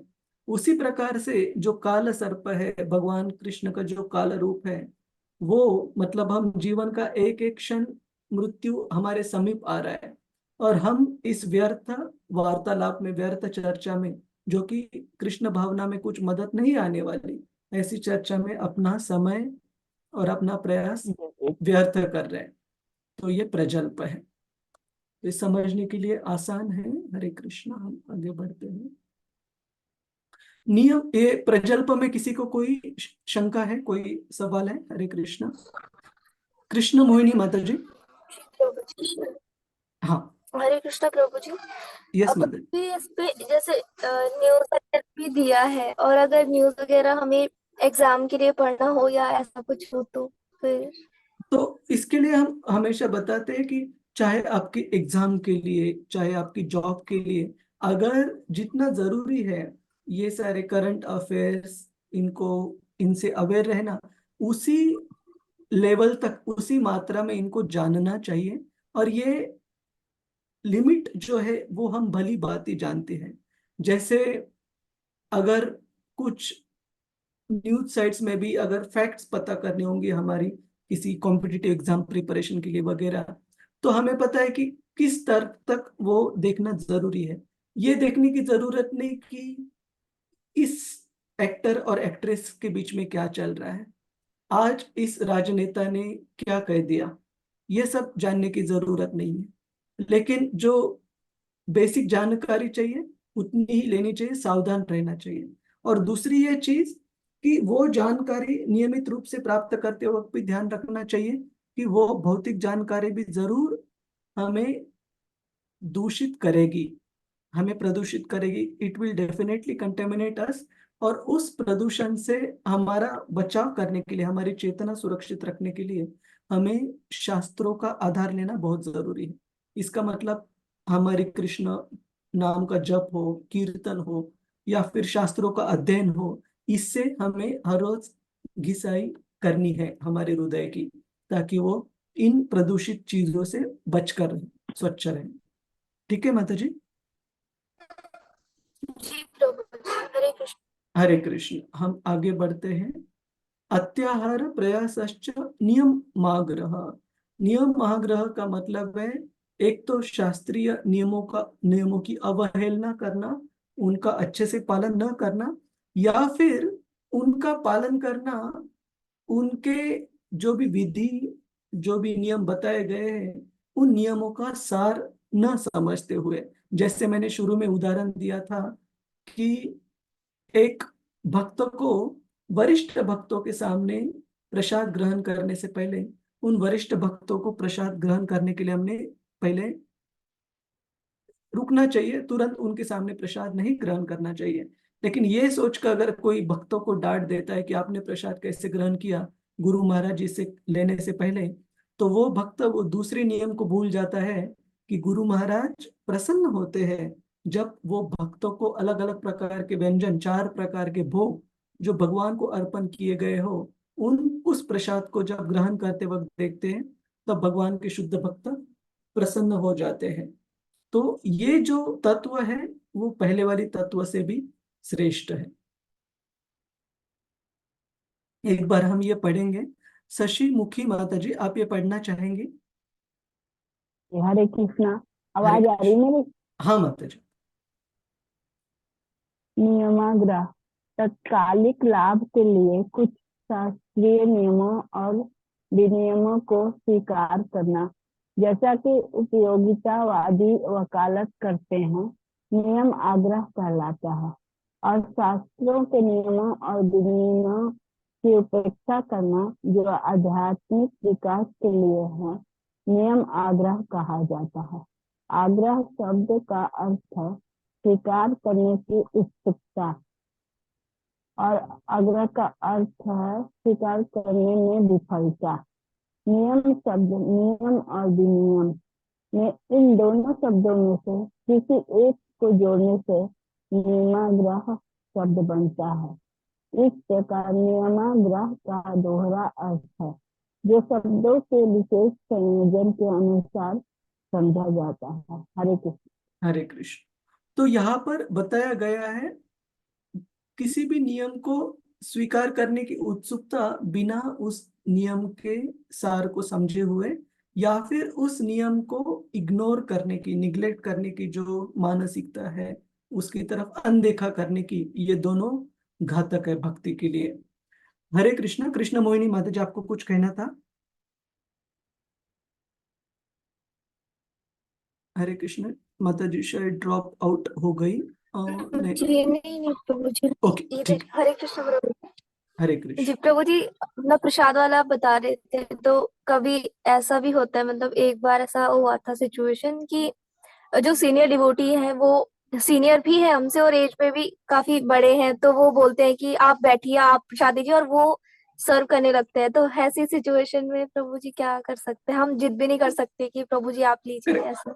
अगर वो आग्रह से बता रहे कि आप प्रसाद ग्रहण कीजिए तो ले लीजिए, कोई नहीं। आप एक बार ऑफर कीजिए मदद करने के लिए, उनको सेवा करने के लिए, या उनको सेवा प्रसाद ग्रहण करने के लिए पहले रिक्वेस्ट कीजिए। लेकिन उसके बाद भी अगर वो निर्देश दे रहे हैं कि नहीं नहीं आप पहले लीजिए, तो फिर पालन करना चाहिए। ठीक है। हरे कृष्ण।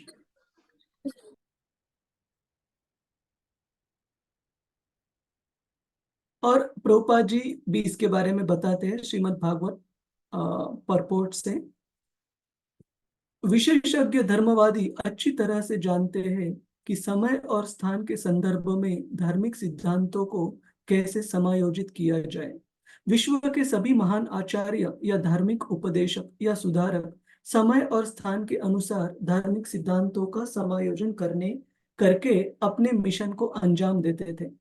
दुनिया के अलग अलग हिस्सों में अलग अलग जलवायु और परिस्थितियां हैं, और अगर किसी को भगवान के संदेश का प्रचार करने के लिए अपने कर्तव्यों का पालन करना है तो उसे समय और स्थान के अनुसार चीजों को समायोजित करने में विशेषज्ञ होना चाहिए। उदाहरण के तौर पर मैं अगर आपको बताऊं कि इसी चित्र में आप देखिए श्रील प्रभुपाद जी क्या कर रहे हैं। इस चित्र में, फोटो में क्या दिखता है हमें? विवाह करवा रहे हैं क्या क्या करवा रहे हैं? तो सर प्रभु जी दीक्षा दे रहे हैं शायद। दीक्षा नहीं, विवाह करवा रहे हैं। ठीक है, विवाह संस्कार। क्योंकि हम देखते हैं प्रभु जी माता जी एक साथ बैठे हैं, है ना। तो सामान्य अगर शास्त्रों के नियमों के आधार पर देखें हम, तो एक सन्यासी भक्त जो रहते हैं उनको विवाह यज्ञ करवाना अलाउड नहीं है। ठीक है, विवाह यज्ञ करवाना तो क्या, विवाह में जाना भी एज सच अलाउड नहीं है। फिर भी श्रीला प्रभुपाद जी ने विवाह यज्ञ करवाया। क्यों? क्योंकि श्रीला प्रभुपाद जी अगर उनको वैदिक तरीकों से विवाह यज्ञ नहीं सिखाते तो ये पुरुष और स्त्री बिना विवाह के एकत्रित रहते और धर्मों के जो तत्व है उनका लांघन हो जाता, उनका पालन नहीं हो जाता।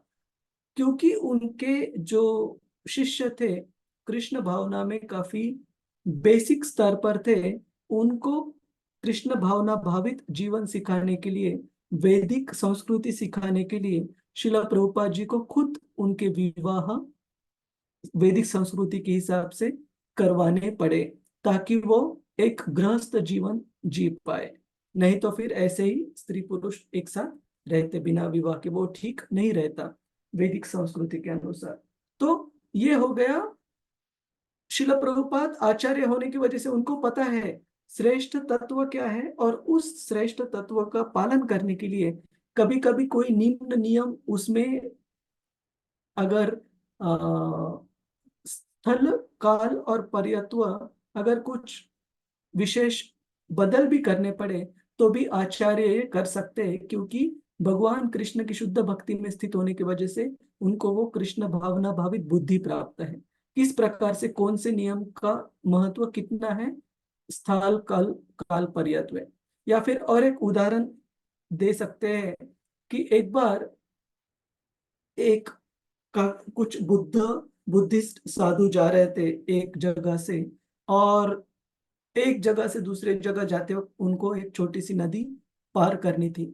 तो उस नदी में एक साधु देखते हैं कि एक महिला बहती हुई जा रही है, और वो साधु उस महिला को बचाते हैं और अपनी पीठ पर उठाकर नदी के दूसरे तौर पर छोड़ देते हैं, और बाद में सारे साधु आगे अपनी यात्रा में बढ़ते हैं।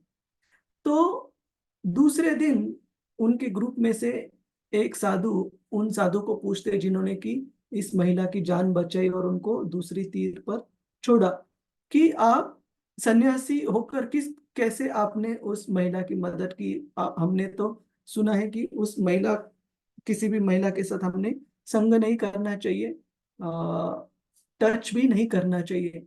तो इन साधु ने जिन्होंने उस महिला की जान बचाई थी, वो कहते हैं कि मैंने तो उस कुछ क्षणों के लिए उस महिला का संग किया उसकी जान बचाने के लिए, लेकिन अभी एक दिन हो गया है, एक रात एक दिन, और आप अभी तक वो संग कर रहे हो। तो कहने का मतलब है कि नियम महाग्रह का मतलब आप सभी को समझा कि किस प्रकार से स्थल काल के अनुसार कौन से नियम को किस प्रकार से आचरण में लाना है, प्रैक्टिकल एप्लीकेशन में लाना है। ये समझने के लिए भी मैच्योरिटी बहुत जरूरी है, परिपक्वता जरूरी है कृष्ण भावना में। और हम खुद की बुद्धि पर डिपेंड नहीं रह सकते। हमारे जो वरिष्ठ वैष्णव है, जो आचार्य है, उनके निर्देशों के अनुसार ही हमारे कार्य होने चाहिए। किसी सबको क्लियर है नियम आग्रह क्या है और नियम अग्रह क्या है, दोनों में फर्क क्या है?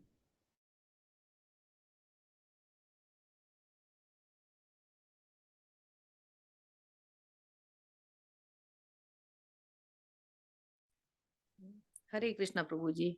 हरे दंडवत कृष्ण, प्रणाम। दंडवत प्रणाम जी। कुछ प्रभु जी मैं लेट आई हूँ, अच्छा, ठीक है, कोई नहीं। थोड़ी व्यस्त थी। अच्छा, और किसी का कोई सवाल, कोई जिज्ञासा है इस मुद्दे के ऊपर? हरे कृष्णा। नहीं प्रभु जी। ठीक है, आगे बढ़ते हैं।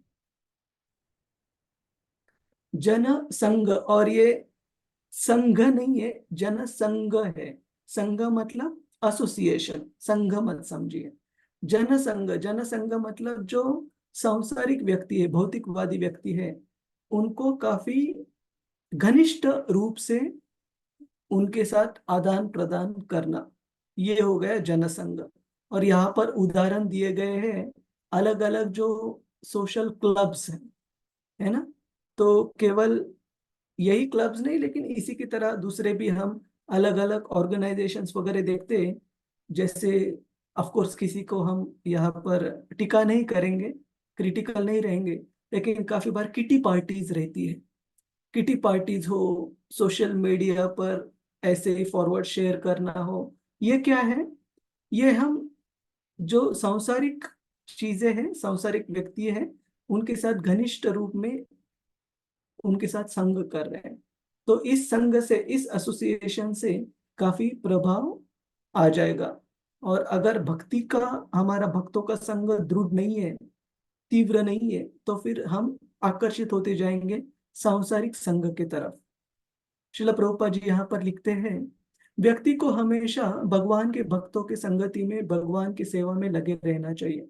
समान व्यवसाय के लगे लोगों के साथ जुड़ाव उस व्यवसाय में उन्नति के लिए बहुत अनुकूल है। प्रभुपाद जी यहाँ पर बता रहे हैं कि जिस प्रकार से अगर हम बिजनेस माइंडेड लोगों के साथ रहेंगे तो हम भी बिजनेस माइंडेड हो जाएंगे। अगर हम स्टूडियस, काफी पढ़ाई करने वाले लोगों के साथ रहेंगे, हमें भी पढ़ाई में और इच्छा प्राप्त हो जाएगी और अच्छे से पढ़ने के लिए। इसी प्रकार से हम अगर सांसारिक भौतिकवादी लोगों के साथ घनिष्ठ रूप में आदान प्रदान करते हैं, उनके संग में रहते हैं, तो हमें भी, हमारे जो प्रेरणा है, जो एस्पिरेशंस है, वो भी भौतिकवादी व्यक्तियों की तरह बन जाएंगे। तो इसके लिए हमें ध्यान रखना चाहिए। परिणाम स्वरूप भौतिकवादी व्यक्ति अपने प्रयासों को बढ़ाने के लिए विभिन्न संघ और क्लब बनाते हैं। उदाहरण के लिए व्यापार जगत में हम स्टॉक एक्सचेंज और चैम्बर ऑफ कॉमर्स जैसे संस्थान मिलते हैं। इसी तरह हमने उन लोगों को जो कृष्ण को नहीं भूले हैं, उनके साथ जुड़ने का अवसर देने के लिए अंतरराष्ट्रीय कृष्ण भावनामृत संघ की स्थापना की है। प्रभुपाद जी बता रहे, इसी तरीके से जो सामान्य लोग हैं, भक्ति को प्राप्त करना चाहते हैं, उनको भक्तों के साथ संग करने की संधि उपलब्ध हो, इसलिए श्रील प्रभुपाद जी ने अंतरराष्ट्रीय कृष्ण भावनामृत संघ की स्थापना की। हम आगे बढ़ते हैं। तत्त कर्म प्रवर्तना, जैसे कि पहले ही बताया गया है, किसी को निष्क्रिय नहीं रहना चाहिए, बल्कि नियामक सिद्धांतों का तत्त कर्म प्रवर्तनात्। तत्त कर्म प्रवर्तनात् का मतलब क्या है? जो भी अभी हमने ये नियम सीखे, किस हिसाब से भक्ति करनी चाहिए, अनुकूल जो तत्व है उनके हिसाब से, और जो भक्ति के लिए प्रतिकूल चीजें हैं उनको वर्ज्य करना चाहिए, उनको अवॉइड करना चाहिए। इन नियमों के आधार पर हमें कर्म प्रवर्तना, हमारे कार्य करने चाहिए। तत्त कर्म प्रवर्तना, हमें कार्यान्वित करके प्रति बहुत उत्साही होना चाहिए। नियामक सिद्धांतों की उपेक्षा भक्तिमय सेवा को नष्ट कर देती है। उपेक्षा करना मतलब अनदेखा करना। हम इन भक्ति के नियमों को अनदेखा, निग्लेक्ट नहीं करने चाहिए। इससे कृष्ण भावनामृत आंदोलन में 4 बुनियादी नियामक सिद्धांत है। जो 4 रेगुलेटिव प्रिंसिपल श्रील प्रभुपाद जी ने दिया है, वो धर्म के 4 जो पिलर्स है उनके आधार पर दिए गए हैं। जैसे क्लीनलीनेस, ऑस्टेरिटी, ट्रूथफुलनेस एंड कौन सा रह गया, मर्सी, दया, शौच, तपस्या, और कौन सा बच गया, शुद्ध, क्लीनलीनेस, ऑस्टेरिटी, ट्रूथफुलनेस, सत्यता, सत्यता। सत्य। तो इन 4 धर्मों के तत्वों के आधार पर श्रील प्रभुपाद जी ने ये 4 नियम बताए गए हैं। धूम्रपान और बाकी नशापान वर्ज्य, मांसाहार वर्ज्य, no meat eating, no gambling, no intoxication, जुआ, ये सब वर्ज्य, और अवैध संग नहीं करना। ये जो 4 नियम बताए गए हैं, ये इन्हीं नियामक सिद्धांतों की बुनियाद पर बनाए गए हैं, श्रील प्रभुपाद जी ने बताए गए हैं। एक भक्त को इन सिद्धांतों का पालन करने के प्रति बहुत उत्साही होना चाहिए। यदि वह उनमें से किसी का भी पालन करने में सुस्त हो जाते हैं तो उसकी प्रगति निश्चित रूप से रोकी जाएगी। श्रील रूप गोस्वामी इसलिए अनुशंसा करते हैं, तत्त कर्म प्रवर्तना, व्यक्ति को वैदिक भक्ति के नियामक सिद्धांतों का सख्ती से पालन करना चाहिए। इन 4 निषेध नियमों के अलावा सकारात्मक नियामक सिद्धांत नियम भी है। जैसे हम 9 प्रकार की नवविधा भक्ति देखते हैं, श्रवणम, कीर्तनम, विष्णु स्मरणम, पाद सेवनम, अर्चनम, वंदनम, दास्यम, साख्यम, आत्मनिवेदनम। जैसे जपमाला, प्रतिदिन 16 माला का जाप, इन नियमक गतिविधियों को निष्ठापूर्वक, उत्साहपूर्वक किया जाना चाहिए, तभी हम भक्ति में तंदुरुस्त रहेंगे, नहीं तो माया हमें निगल लेगी। और ये सेकंड लास्ट स्लाइड है, उत्साह। तो आप देखोगे तो इन स्लाइड डेक्स में अतुल कृष्ण प्रभु जी ने जो चीजें वर्ज्य करनी है उसके ऊपर काफी विस्तार से हमने चर्चा की। उसी प्रकार से जो चीजें भक्ति के लिए अनुकूल है उसके बारे में भी श्रील प्रभुपाद जी काफी सुंदर लिखते हैं। उत्साह, कृष्ण भावनामृत में बुद्धि से किया गया प्रयास उत्साह कहलाता है। भक्त सही साधन ढूंढते हैं जिसके द्वारा सब कुछ भगवान की सेवा में उपयोग किया जा सकता है। निर्बंध कृष्ण संबंधे युक्त वैराग्यम उच्यते, कि हर किसी चीज को भक्त ये जानकर स्वीकार या त्याग करता है कि वह चीज भगवान की सेवा में इस्तेमाल कर सकते हैं क्या। जैसे मैंने कुछ समय पहले एक बहुत सुंदर वीडियो देखा था। पाश्चात्य जगत में अमेरिका में एक बहुत श्रील प्रभुपाद जी के वरिष्ठ शिष्य है, उनका नाम है वैशेषिक प्रभु जी। प्रभु जी डिकेड्स, मतलब श्रील प्रभुपाद जी के समय से बहुत उत्साही पुस्तक वितरक है, और आज भी वो पुस्तक वितरण, श्रील प्रभुपाद जी का पुस्तक वितरण बहुत उत्साह के साथ सेवा करते हैं। तो एक बार वो एक व्यक्ति को पुस्तक वितरण करने के लिए गए और वो व्यक्ति सिगरेट स्मोक कर रहा था, सिगरेट पी रहा था। तो वैशेषिक प्रभु जी ने उनको रिक्वेस्ट की कि क्या आप ये भगवत गीता पुस्तिका लेना चाहेंगे, इसमें सारे योगी क्रियाओं के बारे में और भक्ति योग के बारे में बहुत विस्तार से अच्छे से बताया गया हो। तो उस व्यक्ति ने कारण दिया कि मेरे पास लक्ष्मी नहीं, धनराशि नहीं उपलब्ध ये भगवत गीता खरीदने के लिए। तो वैशेषिक प्रभु जी ने कहा कि ठीक है, कोई नहीं, आप जो ये सिगरेट पी रहे हो ये लाइटर दे दीजिए जो सिगरेट जलाने के लिए आप इस्तेमाल करते हो।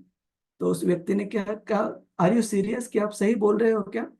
कि उनको तो पता है ये लाइटर तो किसी सेंट्स, मतलब 10-20 रुपए का आएगा, लेकिन ये भगवत गीता की जो कीमत है उससे कहीं ज्यादा है। तो वैशेषिक प्रभु जी ने कहा हाँ कोई नहीं, मैं तुम्हें भगवत गीता दे दूंगा, ये लाइटर दे दो तुम मुझे। तो उस व्यक्ति ने अपना लाइटर सौंप दिया। और फिर वैशेषिक प्रभु जी ने कहा कि वो जो सिगरेट का पैकेट आपका बचा है वो भी मुझे दे दो। तो इस व्यक्ति को हंसी आई कि अरे ये साधु मुझे इस नशापान से दूर करना चाहते हैं। तो प्रभु उसने न चाहते हुए भी वो सिगरेट का पैकेट भी प्रभु जी को सौंप दिया। तो प्रभु जी ने जाने के बाद वो सिगरेट का पैकेट तो एक ट्रैश बिन में रख दिया, फेंक दिया, लेकिन वो जो लाइटर था वो घर लेकर गए और उसका इस्तेमाल उन्होंने भगवान कृष्ण के लिए अगरबत्ती और दिया जलाने के लिए उसी लाइटर का इस्तेमाल किया, ताकि उस सिगरेट पीने वाले व्यक्ति को सुकृति प्राप्त हो जाए, कोई तो चीज उसकी भगवान की सेवा में इस्तेमाल हो रही है। तो कहने का मतलब है कि एक मैच्योर, एक परिपक्व भक्त जानता है कि हर कोई चीज भगवान की सेवा में उसको कैसे जोड़ सकते हैं, कैसे लगा सकते हैं। भक्ति सेवा का क्रियान्वयन निष्क्रिय ध्यान का विषय नहीं है, बल्कि आध्यात्मिक जीवन की अग्रभूमि में व्यावहारिक कार्रवाई है। तो प्रभुपाद जी बता रहे कि भक्त का मतलब ऐसे नहीं कि वो केवल प्रसाद लेकर आराम से अपना जीवन व्यतीत करेंगे, नहीं। भक्त मतलब वो हमेशा सोचते रहते हैं कि किस प्रकार से मैं कृष्ण भावना का और प्रचार प्रसार अच्छे से कर पाऊं। जैसे हम नामनिष्ठ प्रभु जी का उदाहरण देखते हैं कि कोविड की वजह से जब रेस्ट्रिक्शंस आई और वो कॉलेज यूनिवर्सिटीज में जा नहीं पा रहे थे भगवान कृष्ण की के निर्देशों का प्रचार प्रसार करने के लिए, तब उनको हमेशा मन में ये चीज लगी रहती थी कि किस प्रकार से मैं अपने गुरु और भगवान कृष्ण को सेवा अर्पण करूं, क्या कर सकते इस कोविड के लॉकडाउन में। तब उन्होंने परम पूज्य जयपताका स्वामी महाराज जी से ये पूछा कि महाराज क्या कर सकते हैं, कोविड के रेस्ट्रिक्शन की वजह से मैं कॉलेज यूनिवर्सिटी में अलाउ नहीं कर रहे प्रोग्राम। तब महाराज जी ने उनको कहा कि आप ऑनलाइन प्रचार प्रसार करने का सोच सकते हो। तब महाराज के निर्देश के अनुसार जो भी केवल 2-3 भक्त उनके साथ उपलब्ध थे, उनको साथ में लेकर नामनिष्ठ प्रभु जी ने ऑनलाइन प्रचार प्रसार की शुरुआत की। और आज हम देखते हैं लाखों जीव इस माध्यम से भगवान से, श्री श्री राधा गोविंद जी से जुड़ गए। तो इस प्रकार से एक परिपक्व भक्त समझ सकता है कि किसी भी भौतिक चीज का इस्तेमाल किस प्रकार से करें भगवान कृष्ण की सेवा में उसको जोड़ने के लिए। और हम अभी ये आखिरी 2 स्लाइड से इसको कंक्लूड करते हैं। तो ये जो 6 प्रकार के तत्व हमने देखे जो भक्ति के लिए प्रतिकूल है, जिसको हमें वर्ज्य करना चाहिए, और तीसरे अध्याय में तीसरे श्लोक में जो 6 प्रकार के मुद्दे दिए गए, तत्व दिए गए, उत्साह, निश्चय, धैर्य, तत्त कर्म प्रवर्तना, किस प्रकार से इनके ये भक्ति के लिए काफी अनुकूल है, इनको जरूर आचरण में लाना चाहिए। इन सारे मुद्दों को सीखकर क्या समझते हैं हम हमारे प्रैक्टिकल एप्लीकेशन के लिए, दिन प्रतिदिन जीवन में क्या करनी, कौन सी चीज करनी चाहिए हमने। कोई भी 2 मुद्दे कोई बताना चाहेगा, 1 या 2 मुद्दा जो भी आपको समझता है। आरती माता जी, प्रैक्टिकल एप्लीकेशन क्या है इन श्लोकों का, कोई बता सकते हैं हमारे जीवन में? हरे कृष्णा प्रभु जी। हरे कृष्ण संजय प्रभु जी। शुद्ध भक्तों का संग और उनके मार्गदर्शन में चलना। हाँ, शुद्ध भक्तों का, अलग अलग भक्तों के अलग अलग प्रैक्टिकल एप्लीकेशन हो सकते हैं। तो संजय प्रभु जी कहते हैं शुद्ध भक्तों का संग, असत संग नहीं लेना है, भक्तों का संग लेना है, शुद्ध भक्तों का संग, और उनके मार्गदर्शन में भक्ति का अनुसरण करना, भक्ति के पथ पर चलना, ये एक एप्लीकेशन है। ठीक है, और किसी भक्त का कोई एप्लीकेशन? रति रूपा माता जी, और कोई एप्लीकेशन सोच सकते हैं? प्रभु जी प्रश्न क्या था? प्रश्न ये था कि उपदेशामृत के ये जो 2 श्लोक है, ये जो 2 श्लोक हैं, श्लोक क्रमांक 2, जिसमें जो प्रतिकूल चीजें भक्ति के लिए वो बताई गई है, अत्याहार प्रयासश्च प्रजल्प नियमाग्रह, ये 6 चीजें जो वर्ज्य करनी है भक्ति में, और ये जो चीजें बताई गई है 6 चीजें जो भक्ति के लिए अनुकूल है, जैसे उत्साह, निश्चय, धैर्य, इन 2 श्लोकों से हम दिन प्रतिदिन जो प्रैक्टिकल लाइफ है उसमें क्या एप्लीकेशन कर सकते हैं, इन श्लोकों का कैसे अप्लाई कर सकते हैं इन 2 श्लोकों को? हरे कृष्णा प्रभु जी।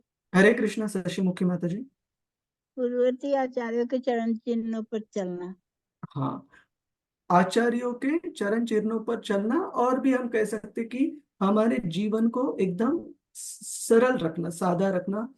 जीवन जितना सादा रहेगा तनाव उतना आधा रहेगा। तो हम जी जीवन को बहुत ज्यादा कॉम्प्लिकेट करेंगे तो भक्ति भी हमें बहुत मुश्किल लगने लगेगी। और जीवन को हम प्रभुपाद जैसे सिखाते हैं, सिंपल लिविंग हाई थिंकिंग, उसको हिंदी में क्या कहते हैं श्री हरि? सादा सादा जीवन उच्च विचार। सादा जीवन उच्च विचार, हाँ। तो नहीं तो हमारा उल्टा हो जाता है, उच्च जीवन सादे विचार। वैसे नहीं करना है, सादे जीवन के साथ साथ रहकर हमें उच्च विचार अपनाने हैं। तो ये भी एक एप्लीकेशन हो सकता है। और कोई एप्लीकेशन किसी को याद है? श्री हरि प्रिया माता जी, नेहा माता जी। हरे कृष्णा प्रभु जी। हम जैसे भागवतम या जो भी हम साधु संग करते हैं तो वो उसमें से एक है जो हमारी भक्ति को विनष्ट होने से बचाती, क्योंकि जब भी मौका मिले हमें श्रवण कीर्तन साधुओं की संगत से ही जो हमारी दैनिक क्रिया है उसमें हमें वो भक्ति को फिर से पुनः अपने उसको कंटिन्यू करने में मदद करती है। हाँ, पुनर्जीवित करती है, अब हमारी भक्ति को वाइब्रेंट रखती है। जैसे श्रील प्रभुपाद जी बताते हैं कि ये जो 6 प्रतिकूल मुद्दे हैं उनको वर्जित कर कर जो भक्ति के अनुकूल मुद्दे नवविधा भक्ति है उनमें हमें उत्साह के साथ भाग लेना चाहिए। तो जिसमें से एक आपने कहा, हमेशा श्रीमद् भागवतम का पठन करना, श्रीमद् भागवतम सुनना, उससे भी हमारी भक्ति हमेशा फ्रेश रहेगी।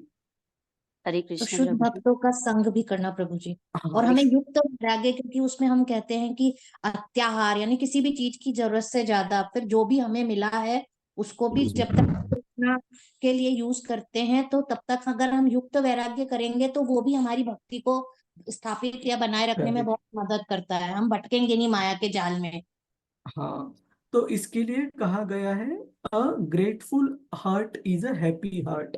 अगर हम कृतज्ञ रहेंगे, भगवान कृष्ण ने जो भी चीजें छोटी छोटी हमारे जीवन में प्रदान की है, तब हमारा हृदय हमेशा भगवान कृष्ण की तरफ कृतज्ञ रहेगा और वही आनंदी हृदय रहेगा। नहीं तो हमेशा हमारे जीवन में ये नहीं है वो नहीं है, इसी के ऊपर हमारा ध्यान रहेगा। तो maybe here we can take one more point. Hare Krishna, Neha माता जी। जी प्रभु जी, मैं बोल रही थी कि सेवा भाव भी मतलब सेवा करना भी छोड़ना नहीं है। शुद्ध करेक्ट। भक्तों की सेवा और मंदिर में जो भी सेवा मिले हमको करना है, इससे भी हाँ, हमारी भक्ति बढ़ती है। हाँ, भक्तों की और भगवान की सेवा में हमेशा जुड़े रहना है, उस सेवा को कभी त्यागना नहीं है।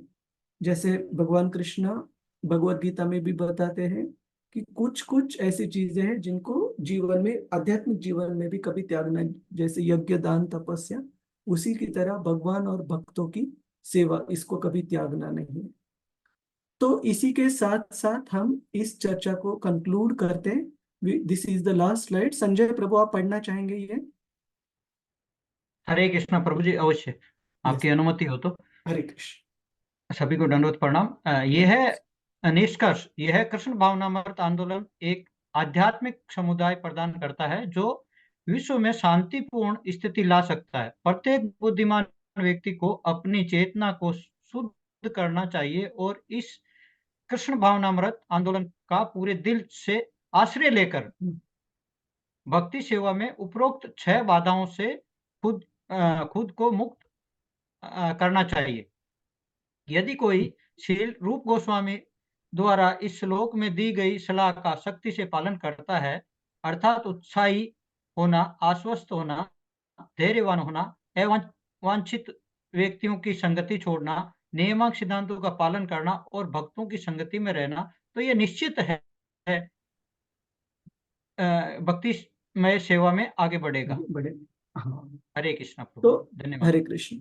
शिला प्रभुपाद जी यहाँ पर फलश्रुति दे रहे हैं कि हमारे नहीं, लेकिन श्रील रूप गोस्वामी जी के निर्देशों के आधार पर हम अगर इन निर्देशों का अच्छे से पालन करेंगे तो रूप गोस्वामी जी की कृपा द्वारा हम निश्चित भक्ति में हमारी प्रगति होगी और हम शुद्ध भक्ति की तरफ आगे बढ़ेंगे।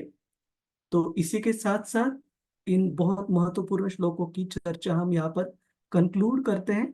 हम सारे श्रील प्रभुपाद जी ने तात्पर्य में जो मुद्दे दिए वो तो सारे कवर नहीं कर पाए, लेकिन जो गिने चुने महत्वपूर्ण पैराग्राफ, जो मुद्दे स्लाइड डेक में प्रभु जी ने कवर किए, अतुल कृष्ण प्रभु जी ने, उसके आधार पर हमने इस पर चर्चा की। आप ये पढ़ने के बाद अगर कुछ आपको और कुछ प्रश्न है तो उस पर हम चर्चा कर सकते हैं। हरे कृष्ण। बहुत बहुत धन्यवाद आप सभी भक्तों का आज की चर्चा में भाग लेने के लिए। और रतिरूपा माता जी, हम कल मराठी भागवतम भी कंटिन्यू करेंगे सुबह। ठीक है, ठीक है। वंश कल्पतरुभ्यश्च कृपा सिंधुभ्य एव च पतितानां पावनेभ्यो वैष्णवेभ्यो नमो नमः। अनंत कोटि वैष्णव वृंद की जय। वैष्णव ठाकुर की जय। श्रील प्रभुपाद की जय। हरे कृष्ण। हरे कृष्ण। हरे कृष्ण। माता जी रिकॉर्डिंग बंद कर दो। हरे कृष्ण प्रभु जी, दंडवत हरे प्रणाम। कृष्ण। बहुत बहुत दंडवत धन्यवाद प्रभु जी। दंडवत माता जी। हरे कृष्ण। हरे कृष्णा। हरे कृष्ण। प्रभु जी, यस प्रभु जी। क्वेश्चन था। माता जी रिकॉर्डिंग बंद कर दो। एक मिनट।